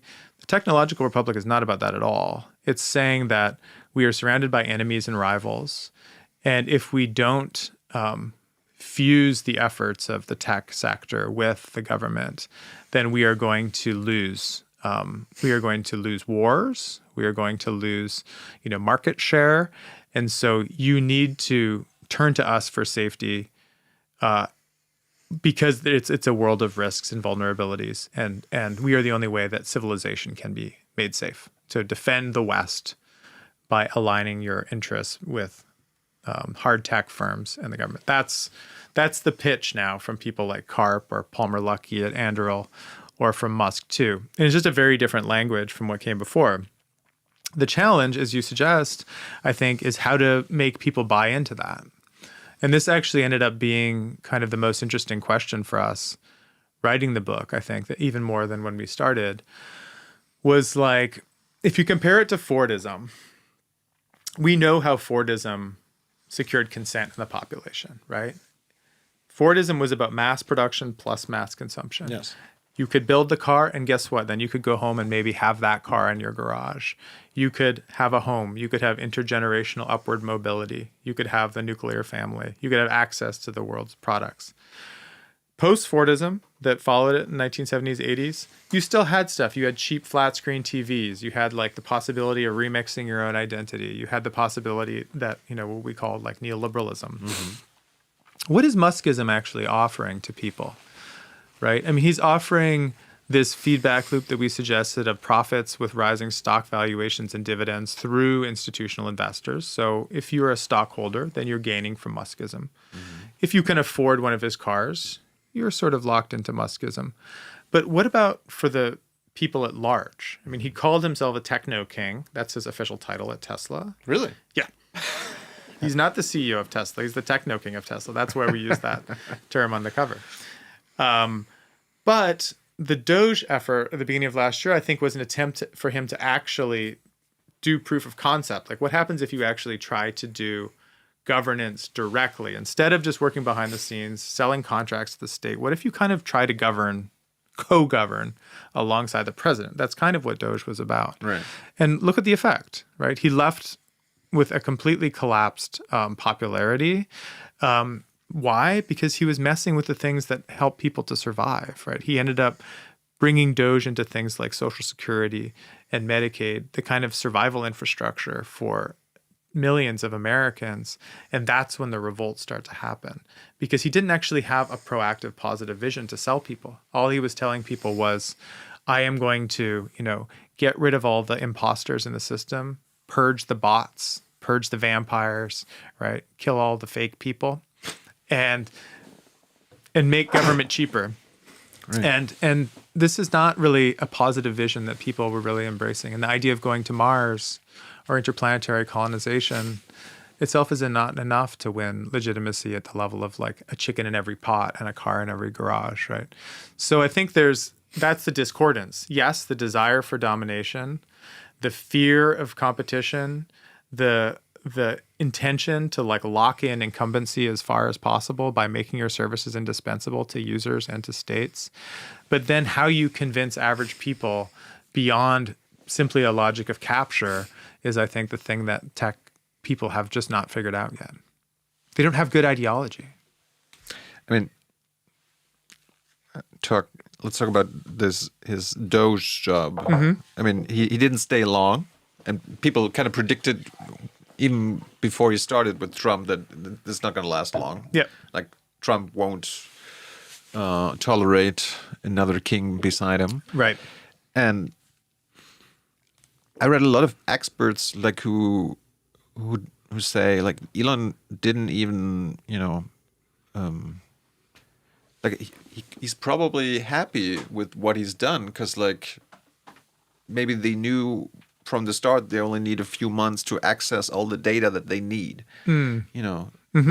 Like bringing to the private sector, like Social Security, and getting access to all the different kind of data that the U.S. government and other governments have, and because of different laws, they are not allowed to, combine them or use Right. them together. Right. And that's what they needed the Doge for, to bring Palantir and other corporations to do what the government itself can't. Yeah, I think there is something to that. I think that it was described mostly in the news as like a cost-cutting operation, right? Right, Because it was right. just like an austerity, cutting back on things, which it was. But we talk about it as much as cost-cutting as about integration. So it is, as you say, there are these silos that exist in data, and the point of Doge, in a way, was to put them all into one big pool, or a data lake, as it's sometimes called, and then to place logistical software on top of that makes these different things able to speak to one another. And so you can then do searches that cross across different sectors of government that had been previously kept separate from one another. That has been now rolled out, of course, in the kind of efforts at mass deportation in the last year. They use now the new interoperability that Doge created to go after people that they want to find while using different sorts of records. And by doing so, I think they make certain private tech services harder to unplug from the government infrastructure. But this is still an ongoing project, right? So Grok is being integrated into parts of the government. That's Musk's AI chatbot from week to week. So Doge, I think, is partially about, yes, shrinking the federal government, getting them out of the business of funding, historians' trips to Turkey to study the Ottoman Empire or whatever, but also about a proactive automation and integration of parts of the state that maybe did not work like that before. How much do you think, like, the Trump people have understood what's going on with the Technokings? I think it's been a mutually beneficial relationship, right? I mean, the best example of this is Stephen Miller, whose wife now works for Musk, right, full time. And while he was doing Doge, Stephen and Katie Miller were it was widely reported that they were kind of helping to direct the Doge machine. So the things that were long seen as desiderata for the hard right could be better achieved by someone with the kind of credibility of being, the entrepreneur, genius, billionaire like Musk. So they could get through policies that had been hard to do before. And I think that the final assessment of Doge is kind of, you can look at it two ways. On the one hand, it seemed to be a sign that you actually can't be a techno-king, right? You can't actually turn Silicon Valley engineering into governance because people don't like it. They reject it. They express, dissent. They shout at town halls. They, express negative opinion when you're asked in an opinion poll. But on the other hand, you could see it as a success because of the way that the government was able to deploy the affordances of the tech sector to, get things ticked off of their agenda and then to actually build out the capacity of the state in certain ways, even if it overstepped what had been previous conventions of privacy. It's kind of funny, like, especially in America, like more and more people, detest data centers and building data centers in their county or in their neighborhood. But then again, it's the only kind of growth sector in the U.S. that, create jobs. Yeah, no, it is. I mean, one thing that I think there's sort of three things that we were trying to do in the book to point to say, listen, if you want to understand what's happening with the global political economy, but specifically the American political economy. Ask ChatGPT. That's the first thing you can do. Yeah. In the 21st century is basically three things. One is the rise of China to a pure economic power to the United States. Two is efforts at creating a green capitalism or some kind of energy transition. And three is the overwhelming weight that a few huge tech firms play in the health of the global economy at large and the American political economy in particular. So it's impossible to think of a kind of thriving American economy now without a thriving tech sector, which is a troubling development, obviously. And it kind of handcuffs policymakers, I think, because even if you are a critic of the politics of someone like Musk, if you see AI, for example, as the only thing that's really driving the American competitive edge, then how do you make the case for, slowing down the rush into things like AI investment? It's very hard to do. So America is, I think, sort of like trapped in this sort of death embrace with Silicon Valley and its intentions, and there isn't really a clear narrative other than pure abolition or rejection that seems to be a way that kind of a left populist approach to the political economic future could play out. Because where does, let's say, a Zoran Mamdani at scale or an AOC at the national scale come down on the question of something like AI? They just prohibit it? Do they shrink it? Do they try to build it out in a way that is more equitable? Is that even possible? Isn't the way AI on the LLM model now being built inequitable in its essence? Like, is it possible to do, socialist LLMs? I don't think anyone's made a good proposition for it yet. We don't know yet. I've been wondering, like, for a few minutes now, like, how much is calling it AI instead of LLMs right? A success or the result of persuasion by the Technokings? Because from what I gather, we shouldn't really call it artificial intelligence yet. But there are, certain people, especially those who want to, convince investors and all this, that this is AI. Like, is it smart for us, Yeah, I hear what you're saying, yeah. when we analyze this, to call it what they want? Yeah, I mean, I think that there are different sides to it, right? I mean, there is like generative AI that does things like chatbots do and can make images and can even make kind of short films. But then there are things now like AI agents, which are used in coding that are, showing capacities that are different from this kind of Gen AI stuff. That I think for me, the real problem is when you look at it from inside of the tech world, then actually it seems like there are a lot of really interesting use cases for this stuff. The problem is it doesn't necessarily spit out all the way to people's everyday lives in the same way, right? Because my brother-in-law, who's a coder, is excited about using an AI agent to speeds up his workflow, doesn't mean that the rest of us who do things that are very different will equally benefit. And yet I feel like there's the perspective is from within the coding world, and so it distorts the idea of what this could do to our society at large. I just had this, topic of domination of speech, and we need to be careful about that as well. No, I see what you mean. Absolutely, I agree. Yeah, leads to thinking, and how much, like you mentioned that war in Iran, American empire, every empire falls. That's the rule of history, I guess. Yeah, so far, yeah.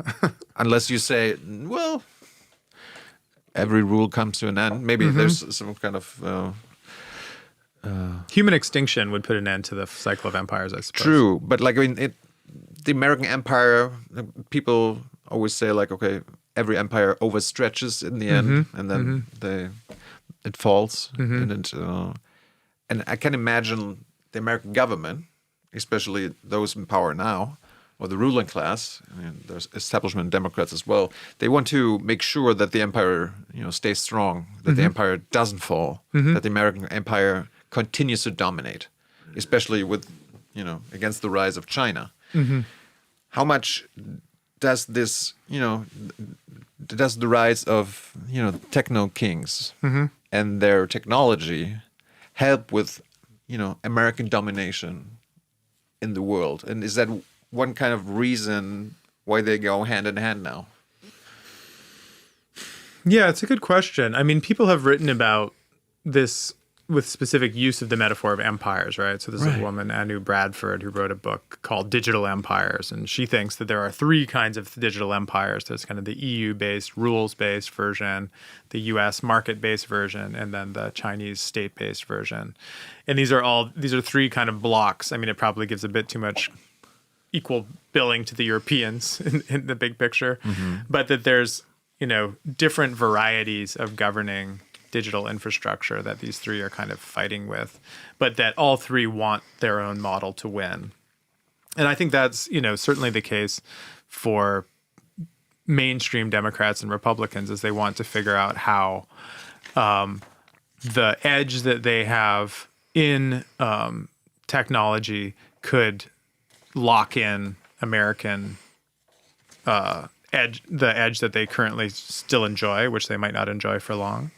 The Biden administration was very much about using like proactive weapons of economic protection, export controls, export bans to try to keep the Chinese at bay and to keep down actually their ability to build out a competitive edge in AI, banning the export of certain high-end AI chips and so on.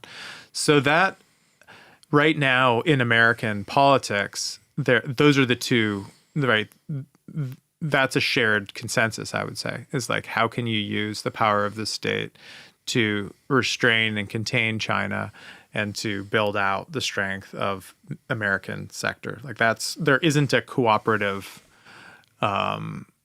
alternative that's currently being floated, or one in which there's like a mutually beneficial cycle in which Chinese innovation helps to feed American innovation. It's being set up and has been now for over a decade as a kind of a zero-sum arrangement. Whether or not realistic American policymakers think that means that would make American empire continue, I'm not so sure. I think that one thing that has trickled down now is a humbled and a chastened idea of the scope of American influence. So I think that the prospect of an America that can be truly a global hegemon, it's being actively dismantled day to day through the reckless acts of the current government, to the point that I think it will be hard to make the case to resurrect. I think that even presuming a restorationist democratic presidential administration to come, I think the downgrading of American aspirations from the 1990s style unipolar hegemon to something more like a territorial hegemon, a hemispheric hegemon with more horizontal relationships to China and Europe. I mean, I think that's actually the more realistic outcome from so I think in that way, the dream of a single global American empire, I think is already gone, actually. I don't think there are any politicians who really believe that that's possible anymore. Right. But we still need to hope that this, that the empire gets smaller, more peacefully, without destroying the world.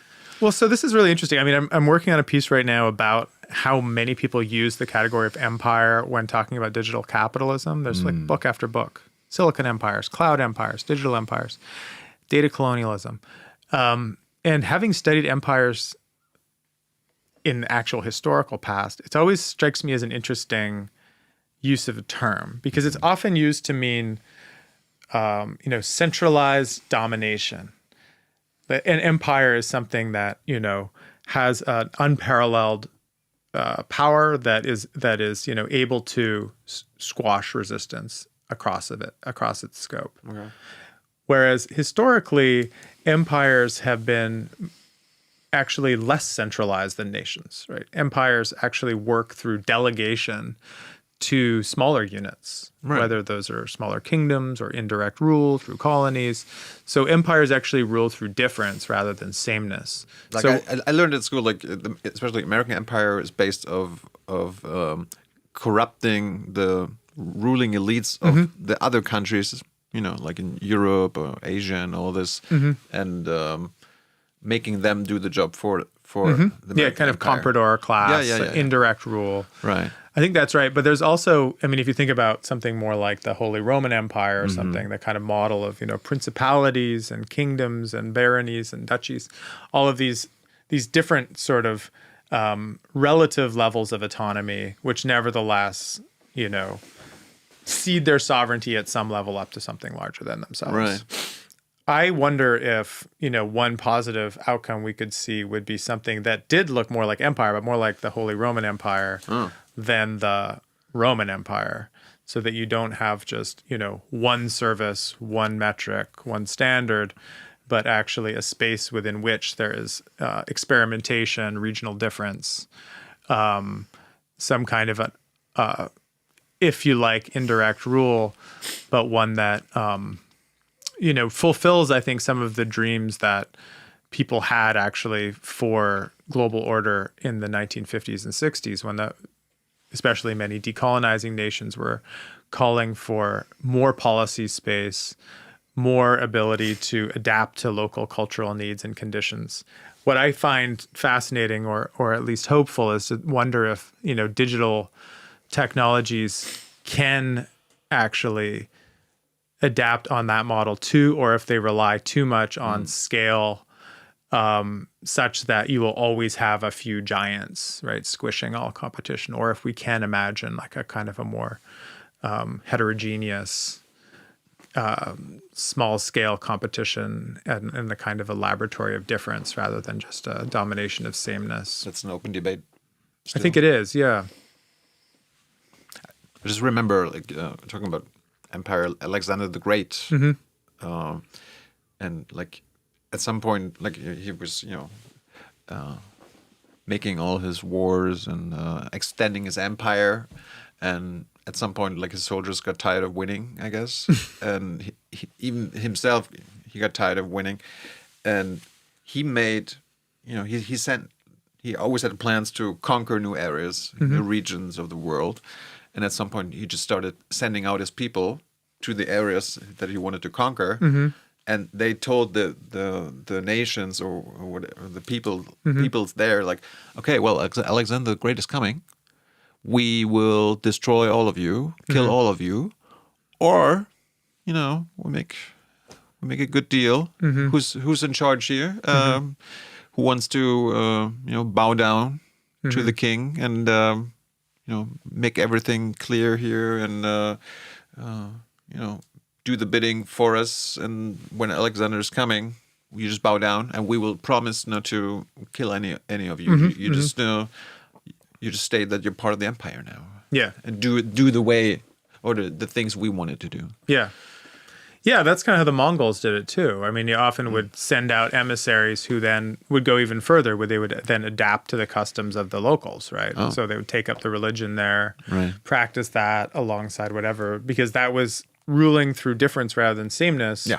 Is actually mostly the way this works. But I feel like it's a weird proposition to sort of recover some version of empire that could allow for more experiments than the one we have now. But I think that if we look at the history of empire correctly, then we might actually see how that's closer to the truth. I mean, you mentioned China. Like, does China have like any Technokings? Do we know? Well, they've certainly had, Jack Ma was the most famous Right. example, right? And he was humbled in an almost similar fashion to the way Musk was ejected from the White House, or, feuded with Trump in the way that he was disappeared for a while and then came back at a much more humble role. So, China is obviously very intent on ensuring that people from the private sector don't come to challenge the kind of Exactly. central decision-making of the public. And it's working? It seems to be so far. Yeah. It's the paradoxical virtue of not being a democracy. Right? I was recently speaking to a scholar who works on digital policy in China, and she said, the great thing about studying it is that the central party rolls out the policy brief, and then it gets translated down to the provincial level, and then it gets incorporated into law, and then it becomes local corporate practice. Right. Whereas if you study something similar in the United States, it's like a few senators propose something, it doesn't make it out of committee, or if it does, it's then vetoed, or if it gets turned to law and it's then later overturned, it is, evaded anyway by private actors. So, the scrum and confusion of democracy is something that I think makes the United States sort of like endlessly frustrating, but also kind of endlessly interesting. I don't know if you followed the Anthropic versus Pentagon battle, Yeah. or this. They've been fighting about government contracts, Yeah. and Anthropic, or the CEO was like, well, we can make a deal, but you're not using our LLMs for autonomous killings and mass surveillance, and then the Pentagon was like, well, you're not getting the contract. And we will punish you. And then like Sam Altman, another Technoking, if you want. Although I'm not sure if he's more like a salesperson than a techno guy, but like OpenAI, they were like, nah, we're signing this. We're proud to sign this. And you mentioned Elon's, his upcoming IPO with SpaceX, and he's fusing XAI with SpaceX and all this. I was just wondering, like, especially because OpenAI is so, what I gather is so in danger of the AI bubble collapsing, or busting. Is there a plan to like creating a business or their businesses and making them so big so they become too big to fail whenever the bubble bursts? Yeah, absolutely. I mean, it's been proposed directly. Okay. Really? To the White House that to do the degree of data center build out that they're going to have to do to pursue cutting edge models and training, that they asked for federal backstop in the case of a wind down of the sector, and then Altman actually then sort of withdrew that and said, no, of course I'm not asking for that, but it's implicit for sure. I mean, it's always been the way America has done industrial policy, is by cheap credit and then bailouts when it's necessary. And David Sachs is famous for this, crying wolf when Silicon Valley Bank was going under and shouting for a bailout from Washington, D.C., even, against the supposed libertarian principles of the sector. So I think that it's taken for granted, I think, that if we, the tech sector, are going to be the engine and the motor of profit creation and revenue growth in this country, in that country, then in times of hardship, it's taken for granted that they will be cushioned and given safety net and a bailout. We talked about persuasion earlier, and, if we should call it AI and all this. But in the end, those LLMs, they make use of the collective gathering of knowledge, the collective creating of knowledge of the past thousands of years, human centuries history, of really, human history. Yeah. And I've been thinking for a few weeks now, like, shouldn't those LLMs and how they make use of our collective knowledge, like, isn't that the perfect case of collectivizing LLMs or making sure that there's a democratic control of large language models, and not put them into the hands of some technokings, of some white supremacists who I don't think are going to do good. Yeah, no, it is amazing. I mean, it is if the Musk attempt to put 1 million satellites in low Earth orbit is kind of one of the biggest land grabs happening in space in human history, then the plunder of human knowledge through the feeding of every last book and piece of art into the training data for these large language models is a world historical level of theft for sure. And we've all been robbed by them. And the way that they're seeking to compensate us is minuscule. So I'm currently part of a big collective action suit, as with many people who publish books that were scanned and fed into Anthropic's model. And we won this suit, and we stand to make something on the order of $2,000 per book that was scanned. So 3 of my books were scanned, which might mean I make $6,000. And if you've looked recently at the valuation of Anthropic, this is not something they're worried about, is paying back a few piddly peanuts to the people whose life's work that they've stolen.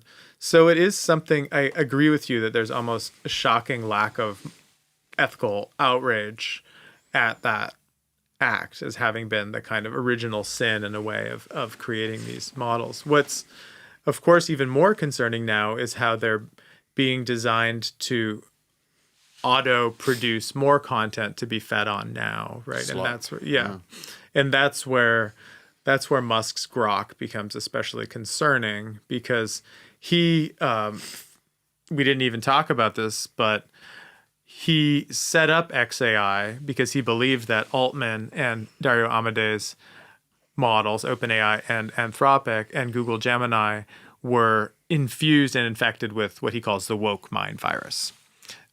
So with the rollout of ChatGPT in November 2022, everyone in Silicon Valley was floored. The thing became the fastest consumer success for an app in history. Tons of people were downloading it. It was remarkable how it responded to natural language requests in a way that seemed intelligent. Mm-hmm. But they immediately started getting worried about what they saw as the liberal biases written into the training data. So most famously, there was the repeated attempt to ask the chatbot what would be worse, misgendering Caitlyn Jenner or starting a nuclear war, and reportedly it would say again and again, I'd rather start a nuclear war. I don't know if any of this is true, but this became like a founding myth for them. So Musk started XAI as an attempt to counter what he saw as the woke AI, which he feared would keep on growing and growing into a point at which it would become a woke super nanny that would, kill people who were not of the right skin color and gender, i.e. white man like himself. And he said so directly, as that being his fear at different moments. So the XAI counter model, which he's using a huge amount of money and resources to aim at now, building out the biggest supercomputer in the world in Memphis, Colossus, famously not having enough energy to run it, so using methane-powered gas turbines, ringing the building in the parking lot, spewing pollution into a majority black neighborhood in Memphis. This is an attempt, as we see it and as he sees it, to create a kind of anti-woke mind virus.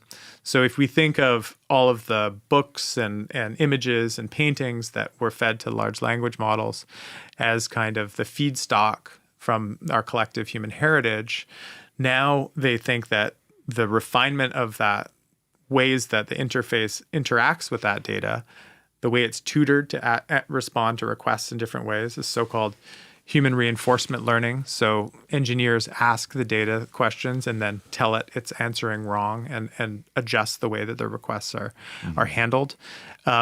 Musk thinks that he's now producing a kind of a purified antidote to progressive values that will lock in his own reactionary worldview now for everyone who uses his products, and the hope is then to plug it then into this state. So if we discussed previously this problem of consent for people like Musk, then he thinks that he can kind of automate consent.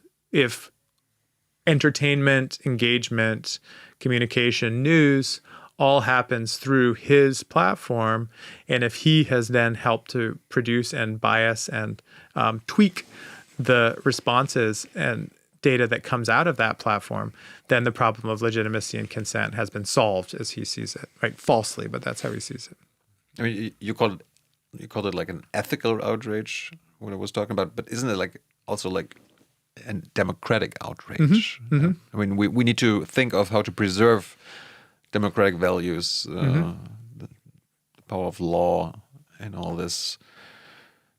And I kind of have the feeling that people still don't see that problem, especially with the rise of I think, LLMs. We've been kind of lulled into a kind of complacency around this, right? I mean, over 10 years ago now was the Snowden revelations, where it became clear that everything we thought was private being shared on these apps and services was actually totally transparent and open to intelligence services and the state to be, peered through, collated, and used as a kind of as a searchable database.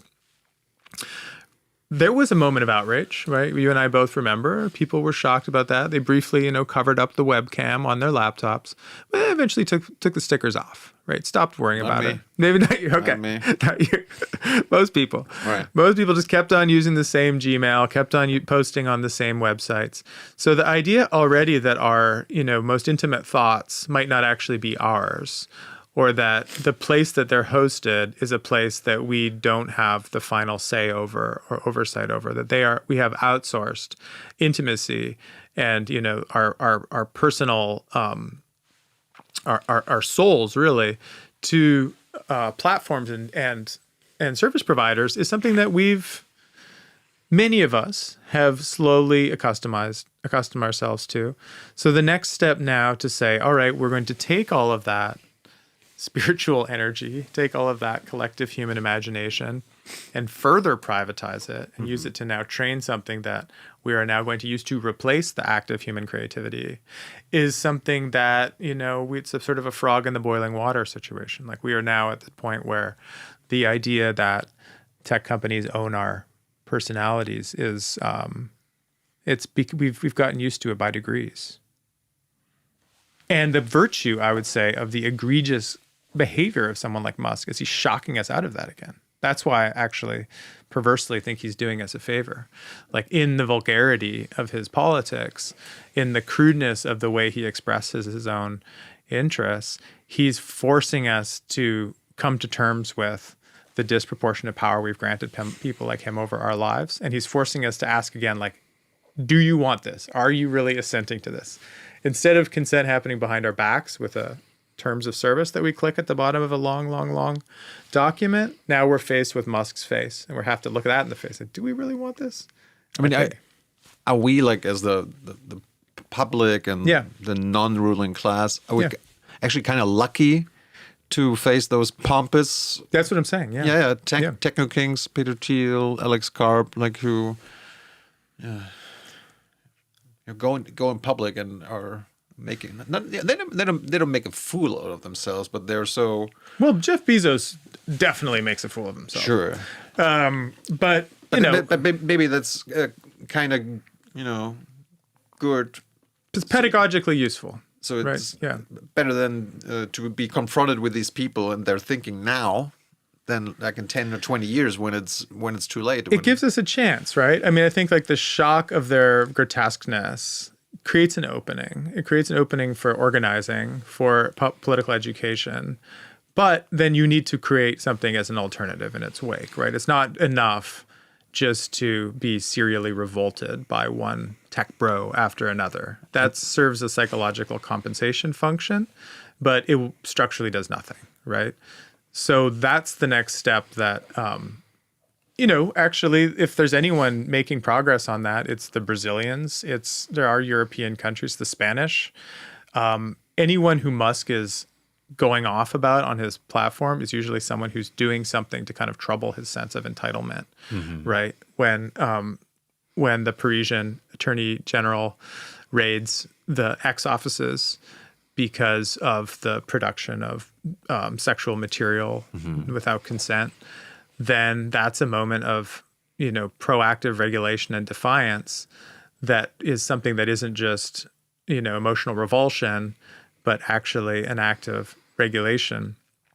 So there are options, right? I mean, I think the good thing that one should remember about Musk when we draw attention to this, he's actually very vulnerable, right? So he's the richest man in the world, yes, but his wealth is entirely contained within the stock of his own companies. Right. So Tesla goes to zero, SpaceX goes to zero, Musk goes to zero. Tesla's already on its way. I mean, unless those humanoid robot armies show up like pretty soon, I think people are going to start to lose faith in the promises of Tesla. And unless SpaceX can get what he's shooting for, and which he might get, which is basically a global telecommunications monopoly, then, maybe he gets caught up to by one of the other low Earth orbit satellites. It's not impossible technology to replicate, actually. So I think that's our hope in the book is to both keep personalizing the vulgarity of Musk enough to keep us angry, but then also to depersonalize it and show the structural quality of Musk's power enough to make us think about how we might build alternatives. A friend of mine asked me to ask you, like, is it smart to organize the resistance to these ideologies and technokings on the platforms of these technokings? There, I would say no. I mean, I am a bit of an abolitionist when it comes to the use of X.com. I think that Instagram and yes, I think Facebook, TikTok. I think that, well, Blue Sky is, a small room filled with often annoying people, of which I am one.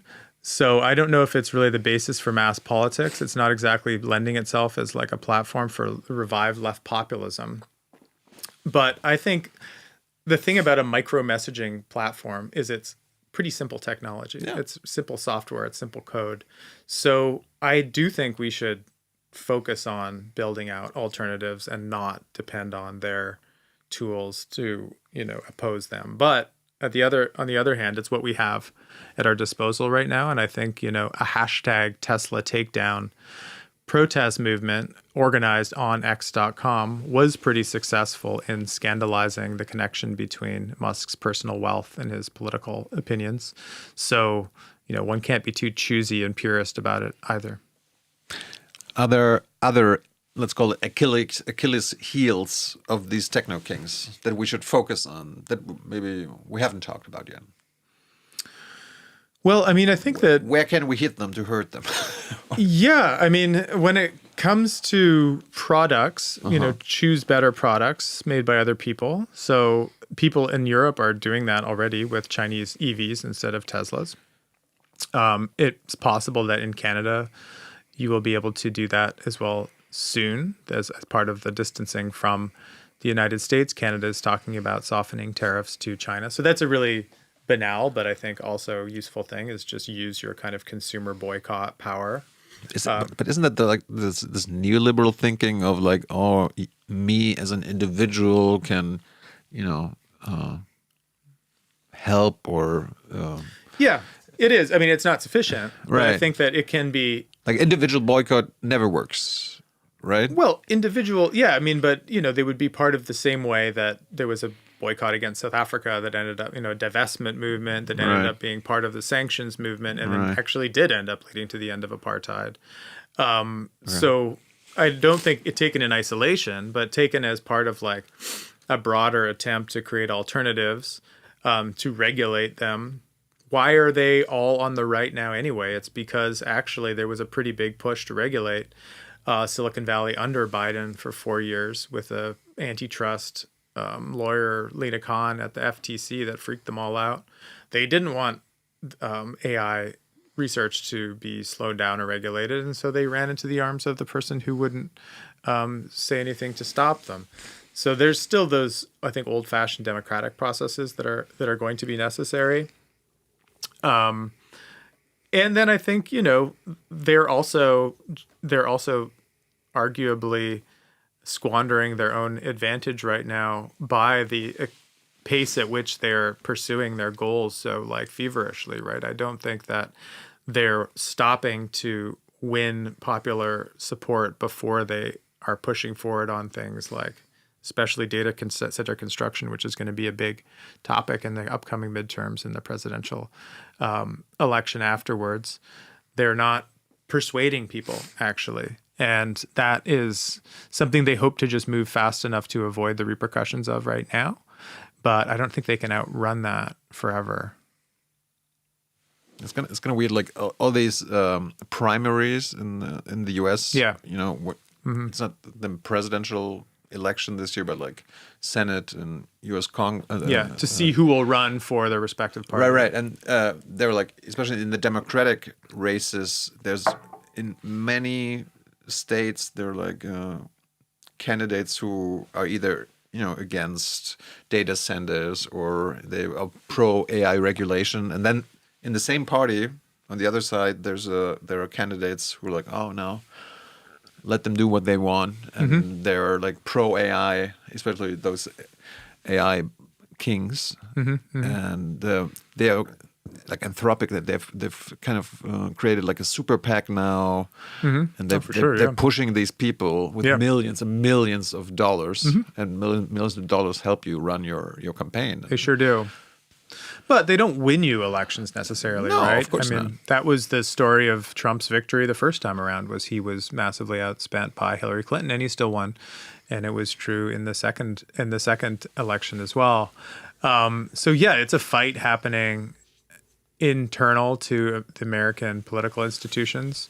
But I think it's also one thing that's kind of interesting that was swamped by the news after the attack on Iran. But there's actually a lot of action happening now, renewed action by tech workers inside of these companies to express opposition to their products being used for things like mass surveillance, mass deportation, autonomous, human out-of-the-loop targeting systems. So there's, I think, a combination of people being worried about being automated away by AI, and then also having like a restored sense of defiance at this moment in American presidential politics that could also be something to keep an eye on as well, because that's what got them angry in the first place. It might be something that could come back now. I mean, you mentioned like the Alex Karp resistance to what happened a few years ago. 2018, with Silicon Valley employees resisting what's happening above. And I've read like, okay, they try to make sure that this cannot happen again. Right. And exactly. And we kind of see like the resistance from employees these days, Apple and OpenAI and Anthropic too. Their bosses making deals with the fascist Trump regime. And it's kind of interesting, to see how it's going to play out. I mean, we don't know. Yeah, but that's where there's class politics happening there too, right? It's not just happening, I think, in the rundown parts of the country where people are rushing for jobs to do like the construction build out, let's say, for these massive new data centers like Abilene, Texas, and places like that. But there's also the class politics inside of these service sector jobs that I think are still very dependent on capturing the right talent, and have people who have principles that drove them into the sector that weren't always just about making the most money possible, right? There are people who have quit OpenAI, for example, because it's introducing ads now. Right. Those people do exist. So, and they came to OpenAI to work at a non-profit. Exactly. That's what Sam Altman promised them. Yeah. So, I mean, that's a slender reed to place a lot of hopes on. But again, this is just like looking at a palette of different kind of fissures and cracks that one could imagine emerging in what to the date has been a pretty smooth rolling over of the entire body politic to just say like, well, whatever they say is probably the best for our future. Evidently, it's not. And also the another problem is right now, like those AI companies still need these employees who rise up now, because they're so smart and they know how to code this AI, make this better. But at some point, at least that's what the Technokings think or hope that the AI itself will code, so we don't need these people anymore. So it doesn't matter what they think now. Yeah. So there's that. I mean, there's like that human talent is one choke point, but the idea of just having enough raw energy to throw at these models is really the biggest choke point, right? And that's why we didn't even mention it, but the whole value proposition of SpaceX as a $1.25 trillion company is because Musk is saying they're going to put data centers in space, right? Orbital AI is the way that he's been selling this. So trying to get around bottlenecks is always the way that you try to solve profitability problems. And if that can sometimes mean compliant labor force, but it can also mean, supposedly infinite sources of energy, or underneath all of that is still the overwhelming dependency for semiconductors on one company, NVIDIA, which still produces a lot of their, the great majority of their chips in Taiwan, a country which is understood to be part of China by China, and which in an era of disinhibited geopolitical conflict must look all the more inviting all the time, I would say, as a target. The CEO of Anthropic, at least as far as I know, is still handing out a book on the Manhattan Project, like the American development of the nuclear bomb, to every of his employees, because from what I heard, like he wants to warn them about what they're doing with this technology. Do you know if Elon is handing out any books to his employees? And if so, what are they about? I guess it's not about some white supremacy. No, I mean, the book he usually talks about is The Hitchhiker's Guide to the Galaxy, which I don't know if you've read it. Have you? No. Okay. I read it when I was a kid. It's a book for children. Really. The answer is 42. That's yeah, right. Yeah. But it's an ironic book, in which this guy is living in the middle of nowhere, and through happenstance, he ends up getting swept up by an alien and ends up in this interplanetary adventure as the Earth is demolished to make way for an interplanetary freeway. And there's a kind of absurd escalation to the narrative. So like one thing happens and it's sort of like a zany, almost slapstick quality to the sequence of events, which actually I think is much more substantial to Musk's way of seeing the world than we might realize. So it's, I think, different than someone like Amadei, who's a bit more sober and serious about these things. But Musk actually, part of his charm is this thing he says all the time, which is like the most humorous outcome is the most likely, which is an idea that we at some point messed around with calling hysterical materialism, because it might seem like a moronic thing to say, but it seems like every time he does something that other people see as reckless or destructive, if it's acquiring Twitter for $44 billion, widely rumored to be the stupidest business decision in history, corporate history, multiple books are written about it. Actually, it's still worth $44 billion, ends up being really useful to him as an ideological platform. Naming Enterprise after a joke meme coin. So it goes from being Doge, the meme coin, to Doge, something that is now like transforming the US government at a scale that we've rarely seen before. His pursuit of escalation in the kind of the way that an improv comedy troupe might operate has convinced him, I think, of the reality of this hysterical materialism and kind of swept much of the political economy of the United States and the world along with it. That's the strange part, I think, is like we're probably used to at some level understanding value is being premised on the, metabolization of the Earth's resources through human labor and imagination into some kind of useful product that can then be sold on from one person to the next.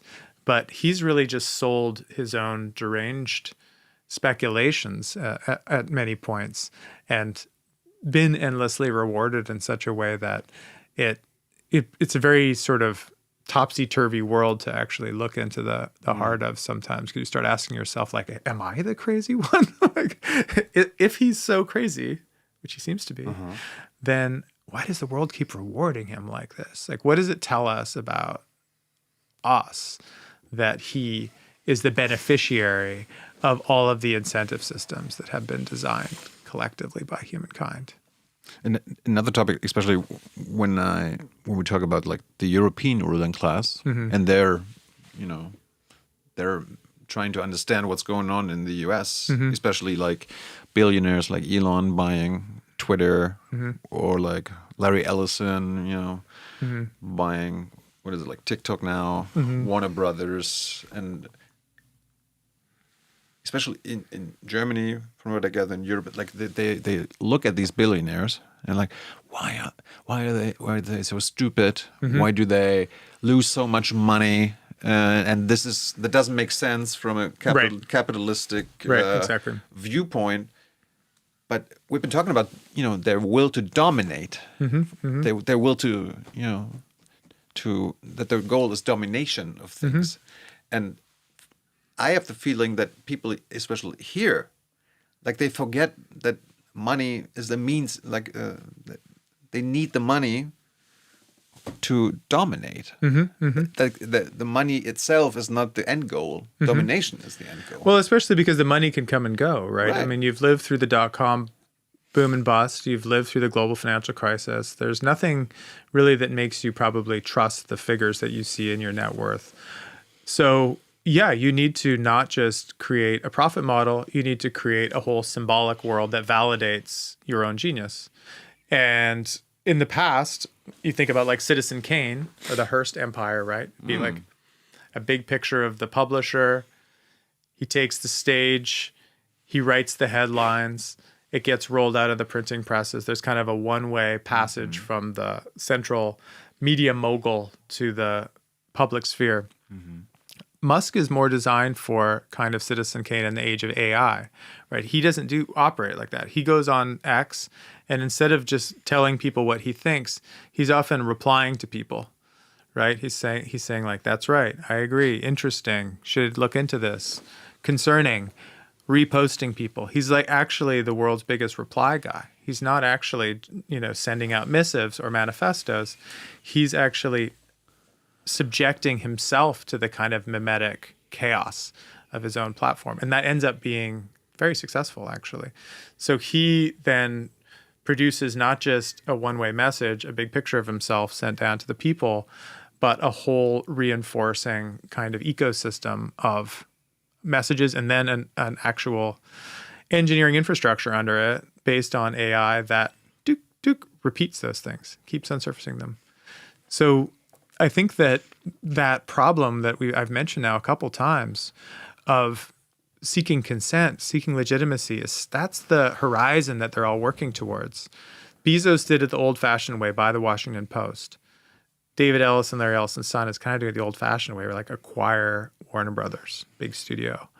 Musk did it in a much more interesting way, a 21st century way, by acquiring a micro-messaging platform and then making that into a place where still some people even on the left would say like the public sphere exists on Twitter in a way that it doesn't elsewhere. That's really knowing, I think, how the digital era has changed the way power operates. And that's what actually concerns me, especially when you think about his longer term goal, which is the brain computer interface that everyone gets so that you're plugged right into Grok and X wherever you go. I mean, we talked about what the public can do. And one way is, collectivization of these companies or these technologies. How do you think these people would react to these movements, or like the real danger? Like, let's say we have some kind of Mamdani in the White House, or these kind of democratic politicians, or would rule in the U.S. or in Europe. I mean, they would fight tooth and nail to make sure that this doesn't happen. Yeah. Would they go down swinging and take us all with them, or? It's a good question. I mean, what's your gut feeling? Because I'm sure you haven't talked to Elon, right? No. Did you try to talk to him? No. Like, did you send like a request, like, "Hey, I'm a historian. No. I'm writing a book on you"? No, because I don't know how much I would learn from even speaking to him at all anyway. I am like a couple of social degrees removed from his ex-wife Grimes. So I did try to, she followed me on Twitter, and I wrote her to see if we could talk, but she never wrote back. So that was as far as my efforts at real journalism went. But, the question of what they might do if there was a sincere effort to nationalize, and people have certainly written about this. My co-author, Ben, has written a book called Internet for the People that takes this, much more seriously as a discussion than I have in my own work. But I think that, I think if you think about an infrastructure like SpaceX, then that would be something that one could more easily go about that with. There's going to be all kinds of like lawfare involved in any effort to do this that would really run against most of modern American history, right? So, I mean, it's hard to imagine the kind of momentum you'd have to build in the elite circles to justify some idea like nationalizing one of the big tech companies. We are so far from that, right? I mean, right now the model is at best, regulate the most outrageous parts of what they do, but there aren't even data privacy laws of any kind in the United States, right? I mean, they don't exist. On a state level, though. On the state level, they exist. Right. But like everything you're doing is being constantly, bought and sold to brokers at scale in a way that, to a European is shocking. To a Chinese person also, forget about it. So the market forward mentality of the U.S. means that as I suggested before, people's retirement funds, people's wealth is wrapped up in a stock market that is premised on a private capital-driven tech sector. The first thing that happens if you nationalize Meta is you kill its valuation in the stock market. And there immediately, you lose all the talent, they all flee, you lose all of the deep sources of venture capital that they rely on for their investments, and suddenly you don't have a product anymore, right? I mean, they kind of have American citizens over a barrel because the service they're offering can only be offered at present through its access to private markets. You can try to build out a pool of subsidies and incentives like the Biden administration did through the IRA to act as a kind of a partial replacement for that, but it's nowhere compared to the kind of capital that's being provided privately. So it's not an easy question, but I think it's a very worthwhile one. And I think it's the kind of question that people on the left in the US should be having, is like, how can we erode the private sovereignty that these tech companies have accumulated for themselves, whether it's through data ownership, but regulation. It might not go all the way to socialization, but I think it's something that small steps, baby steps. 3 more questions, and then our audience will get the chance via Raya. Explain to us the difference between territorial sovereignty and functional sovereignty. I mean, you talked about it in your book. Mm-hmm. So territorial sovereignty is the one people are probably familiar with, the idea that there is a government that has the capacity to make decisions about things happening within its borders. So, questions of defense, questions of lawmaking. Whereas functional sovereignty is something that at least this tech scholar Frank Pascal has coined, and it means the ability to do these things. So if you, for example, have a visa granting system that the German government or the Canadian government has that's automated through a website, and the platform that runs on is a privately owned service that the German government or the Canadian government needs to pay a subscription to be able to use. And if they stop doing that, you wouldn't be able to grant visas. Then you've actually ceded functional sovereignty to a private actor. If that goes for the launching of satellites, if it goes for the collection of taxes or the delivery of other forms of social services, then functional sovereignty is something that expands as territorial sovereignty still remains intact, but becomes perhaps less and less meaningful.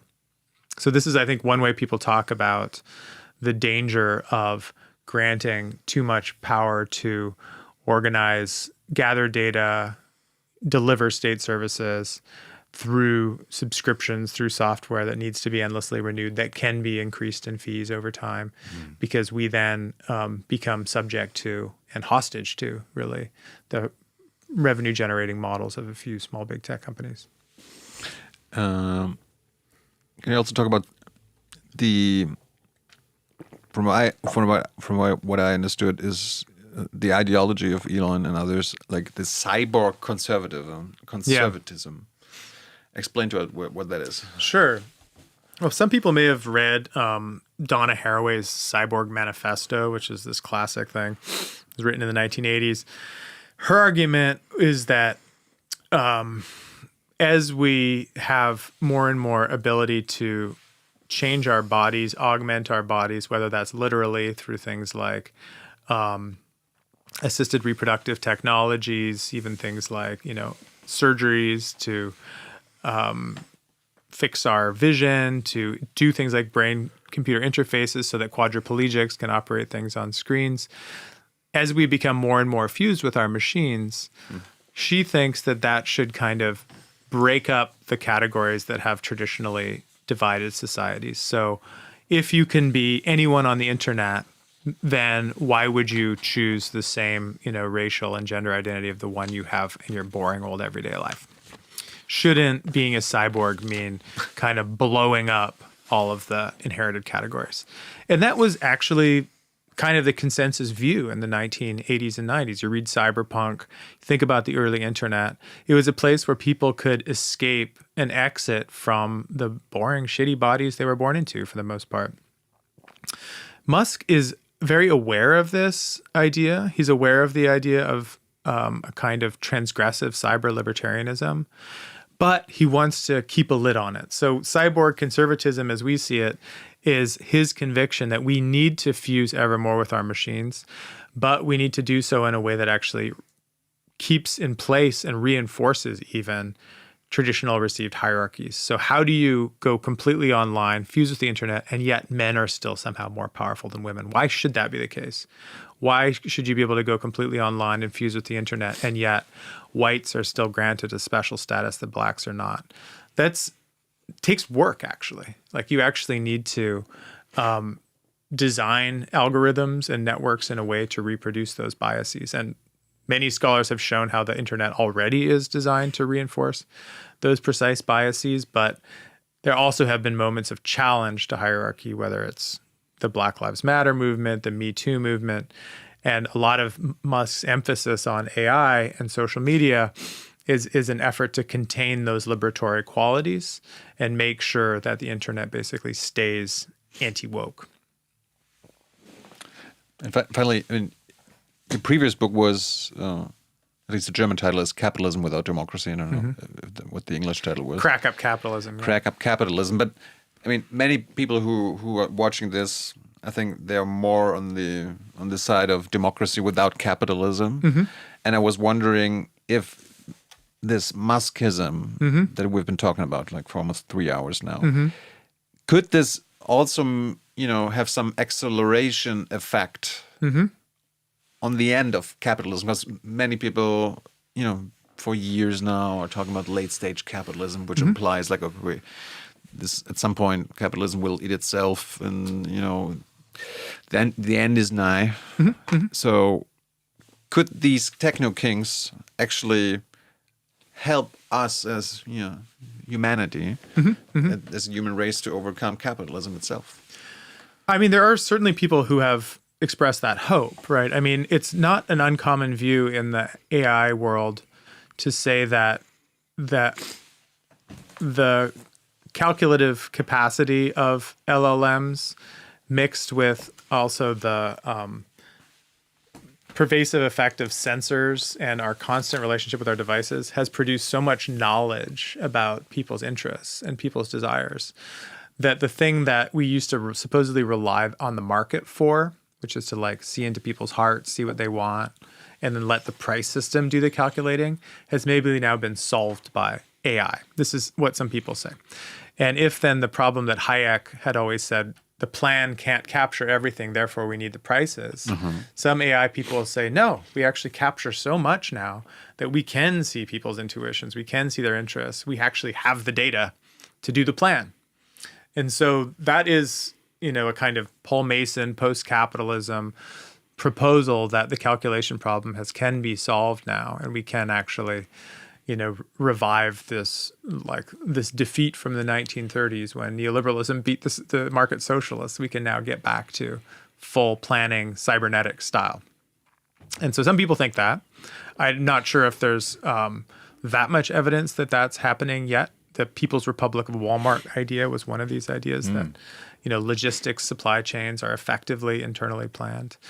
But I think that, some more modest version of this would be someone like Evgeny Morozov talking about how we can think about small-scale hubs and nodes for sharing knowledge, decentralized through the kind of technologies that have become part of our everyday life because of Silicon Valley, that could be used to exchange decommodified knowledge rather than commodified knowledge. So I have more hope for that. I think that if you have any faith in human collective intelligence, then you have to think that we can adapt these tools in ways that will make them lead to better outcomes for us. But I think that the track of accelerationism now and the hope that maybe once the entire American Southwest is blanketed with data centers, then somehow it'll wake up one day and be a socialist AI is not one that I would hold out any hope for. Wow. Final question. Did you use AI to generate the picture on your book? Yeah. You really? Yeah, I mean, it's in the credits there. Yeah. Okay. I did it as a joke. I thought it was funny to use Grok to create this. And then I was a little bit concerned when my editor, Heinrich Geiselberger at Edition Suhrkamp, said, like, great, we're going to use that for the cover. I was like, are you sure? But okay.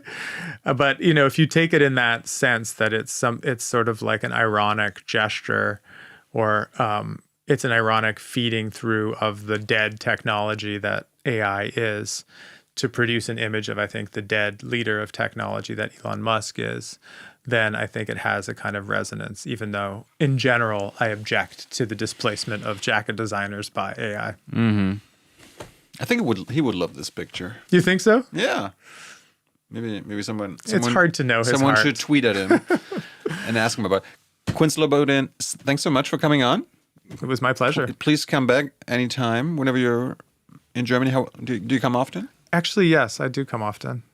So be careful what you invite me for. Well, I'm sure there'll be some new books soon. Thanks so much for coming on. Thanks so much for watching. Thanks so much for supporting the show. Without you guys, we wouldn't exist. And Raya is asking you some audience questions. Thanks. All right. Hello, Quinn. Hi. I also think you would love that, to be honest. So before we dig deep, in the beginning of the interview, at some point you were talking about Sufism. And I just read a book on it by Elif Shafak about Rumi and Shams of Tabriz. How come you got so interested with it? Or, I mean, I know from your past, probably that was a bridge to it. But what did you like about Sufism so much? Well, actually, you know, that was sort of my parents' religion, the Baha'i faith, which is effectively founded by like a Sufi poet. So it was kind of my childhood, the vocabulary of prayer as I grew up. But it isn't real. I always found it too flowery, I must be honest. Like there are too many like nightingales and too much fragrances and to the poets under the full moon and stuff. There's always a bit schmaltzy for me. Yeah. So, you know, I respect the tradition with all my heart, but I think I was a bit more of a modernist as a teenager and afterwards. Okay, gotcha. I found it super interesting regarding love. Yeah. And like the mystic influence in religion that we maybe sometimes forget. Yeah. Yeah, I mean the metaphorical way that love becomes relationship to the divine is definitely interesting. Okay, so much about that, but we will stay in the field of religion.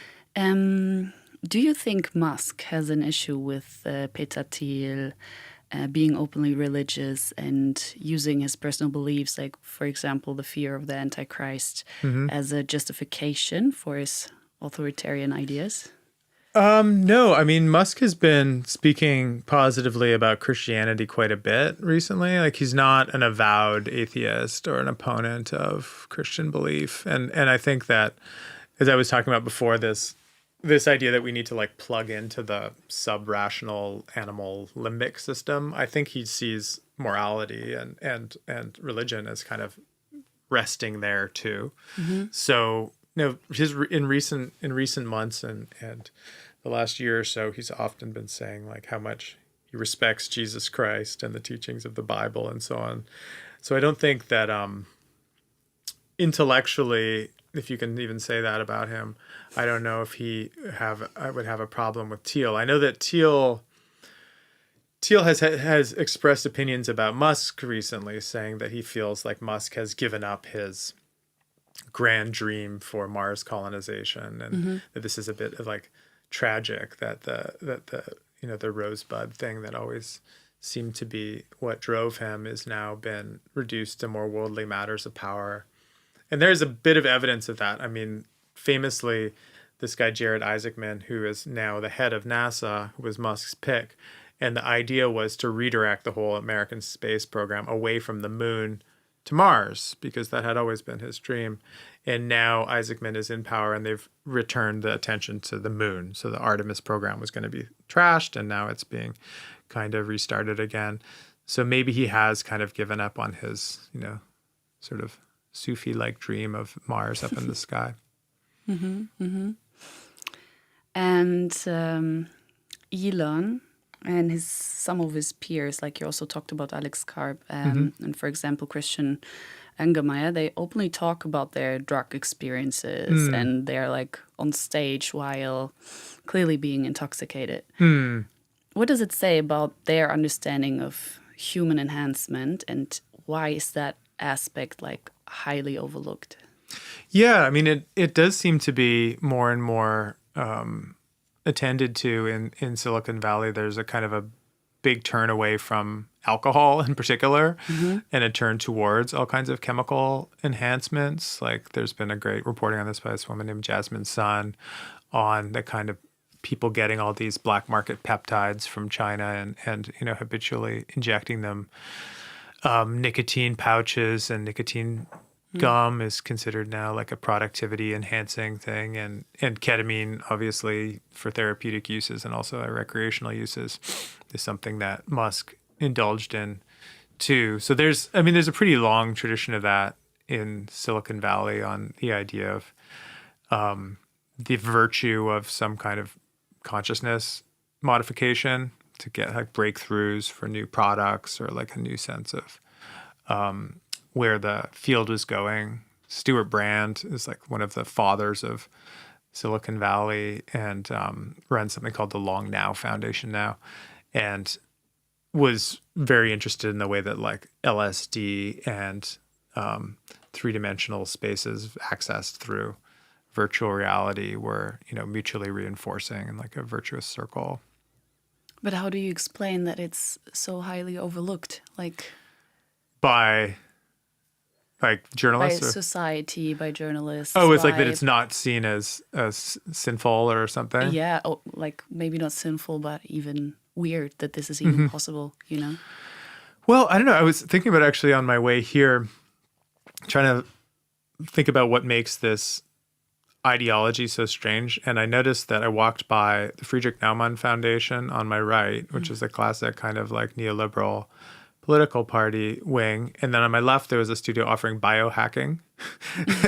And I feel like this kind of is a good marriage of the politics of these people. Is like there's no negative side to the tampering with the human body, right? That's the kind of cyborg inheritance, is that the body is just a platform and it can be modified, it can be enhanced, it can be tweaked and improved on. So I think seeing the bloodstream and the, one's collection of chemicals in the brain as being open for laboratory-like interferences. But still, isn't there like a lack of outrage? No, I think I think that treating the body as a project is quite acceptable in American society, right? Whether that's through injection or reduction or shaving off parts of the bone or supplementing, right? I mean, these are like everyday practices, like the use of making, sanding down your teeth and then putting caps on them, so-called veneers and filler. I mean, it's like more like plastic surgery that you're talking yeah, about, I mean, right? it's Ozempic now being used by large swaths of the American population, which leads to quite drastic, bodily changes. But they also like to talk about anti-drug politics and so on. Well, not really. No, that's not a big part of the platform, right? I mean, the crime or social disorder fixation for people like Musk is very much about immigrants, right? It's not like that. They are people out of place. And their crime, if there is one, is that they are dependents on the welfare system, and that they're supposedly being manipulated into voting for Democrats illegally, right? You could probably listen to a lot of Musk's talking without ever hearing him say anything bad about drug dealers. Okay, I was meaning like more the American society, like in general, the civilization. I don't know when the last time you've been to the States was, but they're pushing drugs on every corner of major American cities, like and from storefronts, right? I mean, like the dispensary, the cannabis dispensary is now ubiquitous in America. Billboards on the highway, all the strip malls, anywhere you go in dense cities.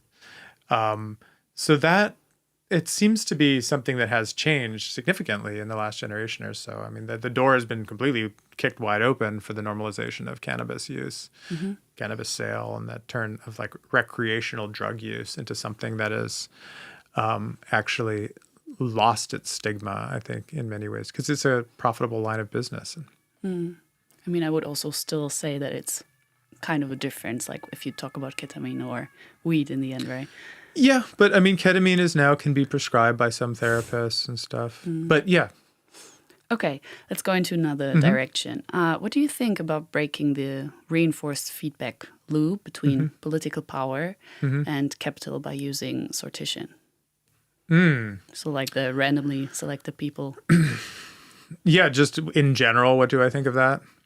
Yeah, sure. I mean, I know there are people I respect who take it very seriously. So there's a really interesting new book by a guy named Mike McCarthy called The Master's Tools. And half of that is describing what that might look like. And it's not so much, choosing our leaders at random, but he uses an example of kind of a deep form of participatory budgeting. So when a city gets a chunk of money to make decisions about how it should be spent, then you randomly select people from the population, appoint them, and then they all join a council and make choices about what do we do, a new school or a new swimming pool or whatever. And that seems quite sensible to me. He also even scales it up and says you could think about something like the WTO or the World Bank being governed by like randomly selected people from around the world as a way to produce more representative outcomes. It all seems very interesting to me at a speculative political philosophy kind of level. It seems a bit naive in terms of actual existing political economic relations. Like, I don't know how you would even begin to make something like that real. I mean, in my progressive small city of Cambridge, Massachusetts, we have participatory budgeting, but there it's voluntary. So it's like people who have the education and the time and the kind of legal fluency will go and do that. But it's far from, a genuine sampling of the population. So it's something like jury duty, right, is what we have in the States, and expanding that out to more substantive decisions. So I guess that would be one proof of concept. But I guess in general, I would say I see political change and collective wisdom happening through social movements. And sortition seems a little bit too much of like a neat technical gimmick than like an organic expression of political will.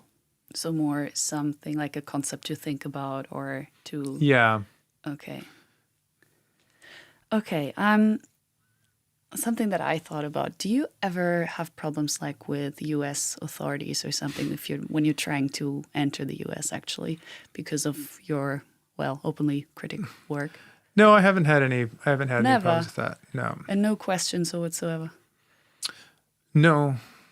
Do you think that's because you're white? I mean, I find it Could quite be. surprising. I mean, it's not a general people experience. Cannot get in because they have a picture of J.D. Vance on their phones where he looks like an egg. How can this happen? I mean, so those are isolated examples that are probably not representative of most people's experience. So I think that there is a great deal of power concentrated in the figure of the border guard, right? The person who makes that decision is granted essentially full discretionary power, so that whatever choice they make stands, and you have no recourse. Yeah. And so that means that anyone who crosses the border, even citizens these days, has to take into account that they are entering a kind of a discretionary gray zone of legal non-accountability, basically.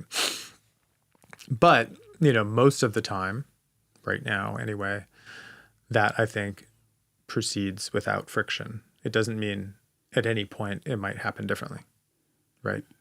But I think just as a statistical matter, most people, even those who have been far more inflammatory than I've ever been on social media and in their work. You mean like openly more critical, or what do you mean? Yeah, I mean, yeah, like I don't. Yes. Or more radical. Yeah, more Okay. radical. Yeah. But that still sounds a bit optimistic, no? So you think... Not really. I mean, I think that to say that we enter a space of legal non-accountability and discretion is about the most pessimistic thing. I mean, right? Sure, but like if you're describing your reality right now, Mm-hmm. it sounds like maybe there's still hope for scientists, for historians and so on to keep on doing their work like this, Yeah. you know? Yeah. I mean, I think that we don't know, right? We don't know where the disciplinary focus of the authorities will move from one day to the next, whether things like, journalists are a concern on this day of the week or not, whether artists are a concern on this day of the week or not, whether academics. So it's more than anything uncertainty, I would say, and unpredictability. Okay. And were there phases in history in which societies recovered from extreme polarization and populism that is comparable to our current situation? Are there maybe any lessons that we can draw from those times? Were scientists, did you say? Sorry? Did you say where societies or scientists recovered? No, societies. Societies, yeah. Sure. I mean, there have been many dictatorships in the 20th century, and there have been long, difficult processes of reconciliation and truth-telling, and often the emergence of a new equilibrium that is more humane for more people than the one that preceded it. Thinking about many examples across Latin America that, there were waves of democratization, the reopening up of spaces of liberal politics that had been long closed. Can you give an example, maybe? I mean, any of the Southern Cone dictatorships, Brazil, Argentina, Chile, Uruguay, Guatemala, all have gone through periods of intense repression, sometimes for decades, and have subsequently, rediscovered multi-party democracy and rediscovered more robust civil society, often with pendulum swings from left to right as people try to recover, the disreputable heritage of those right-wing parties. We're seeing that happening right now in Latin America, the attempted kind of recovery in Chile, for example, of the Pinochet past, and Argentina as well under Milei. But, Germany, we're sitting in one right here, right? So I think that... Did it work out so well is the question. to be determined at a later date, perhaps. Yeah. But what can we learn from it then? What would you say is like the main thing to take from it? I think that, the thing that one is inspired by looking back at people's actions under oppressive governments is their bravery, their willingness to act together for a set of principles that might even put them in danger, in physical danger. I think that the last round of confrontations in Minneapolis were a good example of an attempt to kind of deploy fully discretionary police power enabled by all kinds of high-tech tools from facial recognition and onward against a population which the population responded to by saying no and basically refusing and speaking instead in the name of a different understanding of what community and politics meant. And they basically won. So I think things like that are inspiring, and we still have in the United States many ability to, publicize the things that we want to draw attention to. The thing that I'm most concerned about is the erosion of journalism, actually, in the country. I think that the looting and plundering of legacy institutions, the firing of frontline investigative journalists, makes these newspapers more and more reliant on hearsay, automated reproduction of wire service stories, And ultimately, I think if we can't have a clear sense of what's happening in the large country of the United States, then we can't possibly imagine a different future for it. Yeah, definitely.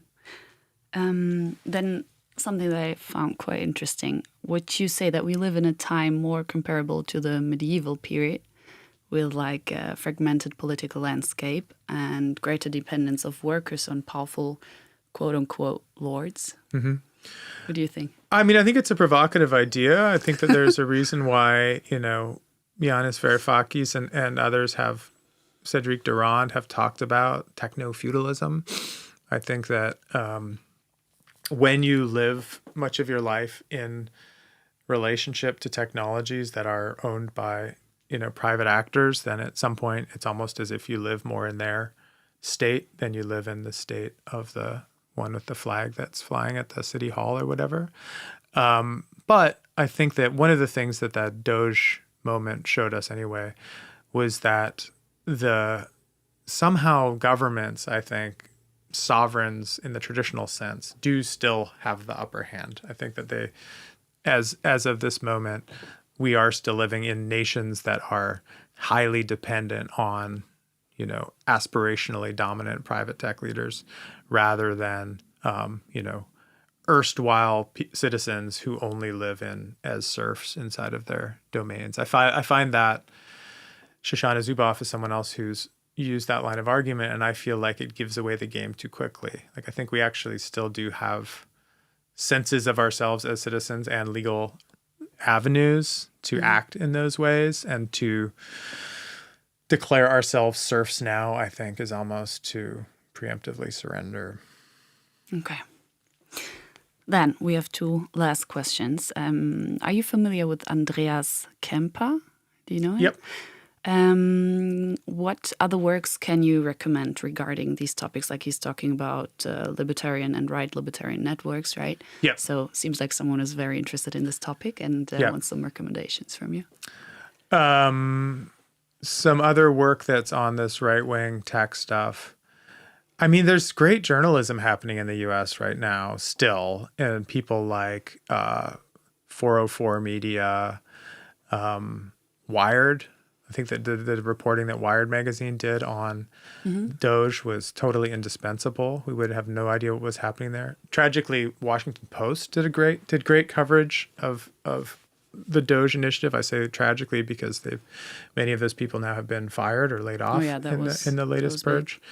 To be honest, The Atlantic has good tech journalism, but there are also in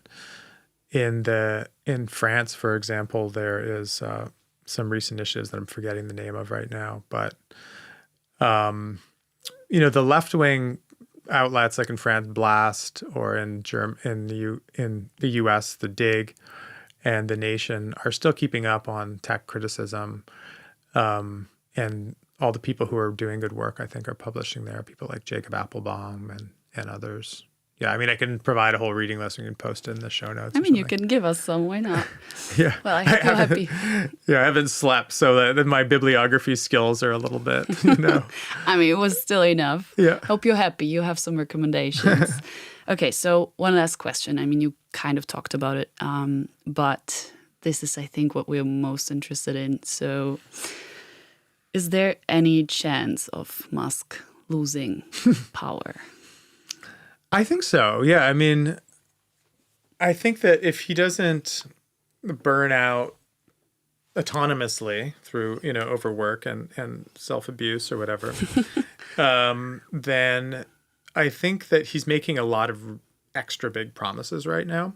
The two biggest promises are orbital AI, so being able to do data centers in space, and 10 billion humanoid robots. Oh, yeah, this is what you talked about, and that way he cannot. Right. Yeah. So I think that if those but people will let him stretch out his timelines for a while, but I think they won't let him stretch out his timelines infinitely. And he will be able to keep stretching them out insofar as he has a partner in the governments who will continue to, provide a steady stream of revenue. But if there's a change of power in the United States, if other countries get serious about not wanting to participate with him and his business models anymore, then yeah, it's the end for him. I mean, in the end, he is a business person, and his businesses need to survive for him to survive. So if people want to undercut his power, they should undercut his profit model. Well, that's a nice ending. Quinn, thank you so much. It was a pleasure. We tried to get you on board for quite some time. Happy it worked out. Thank you, Ryan. And thank you also for watching. Be back next time. And until then, have a good one. Nice.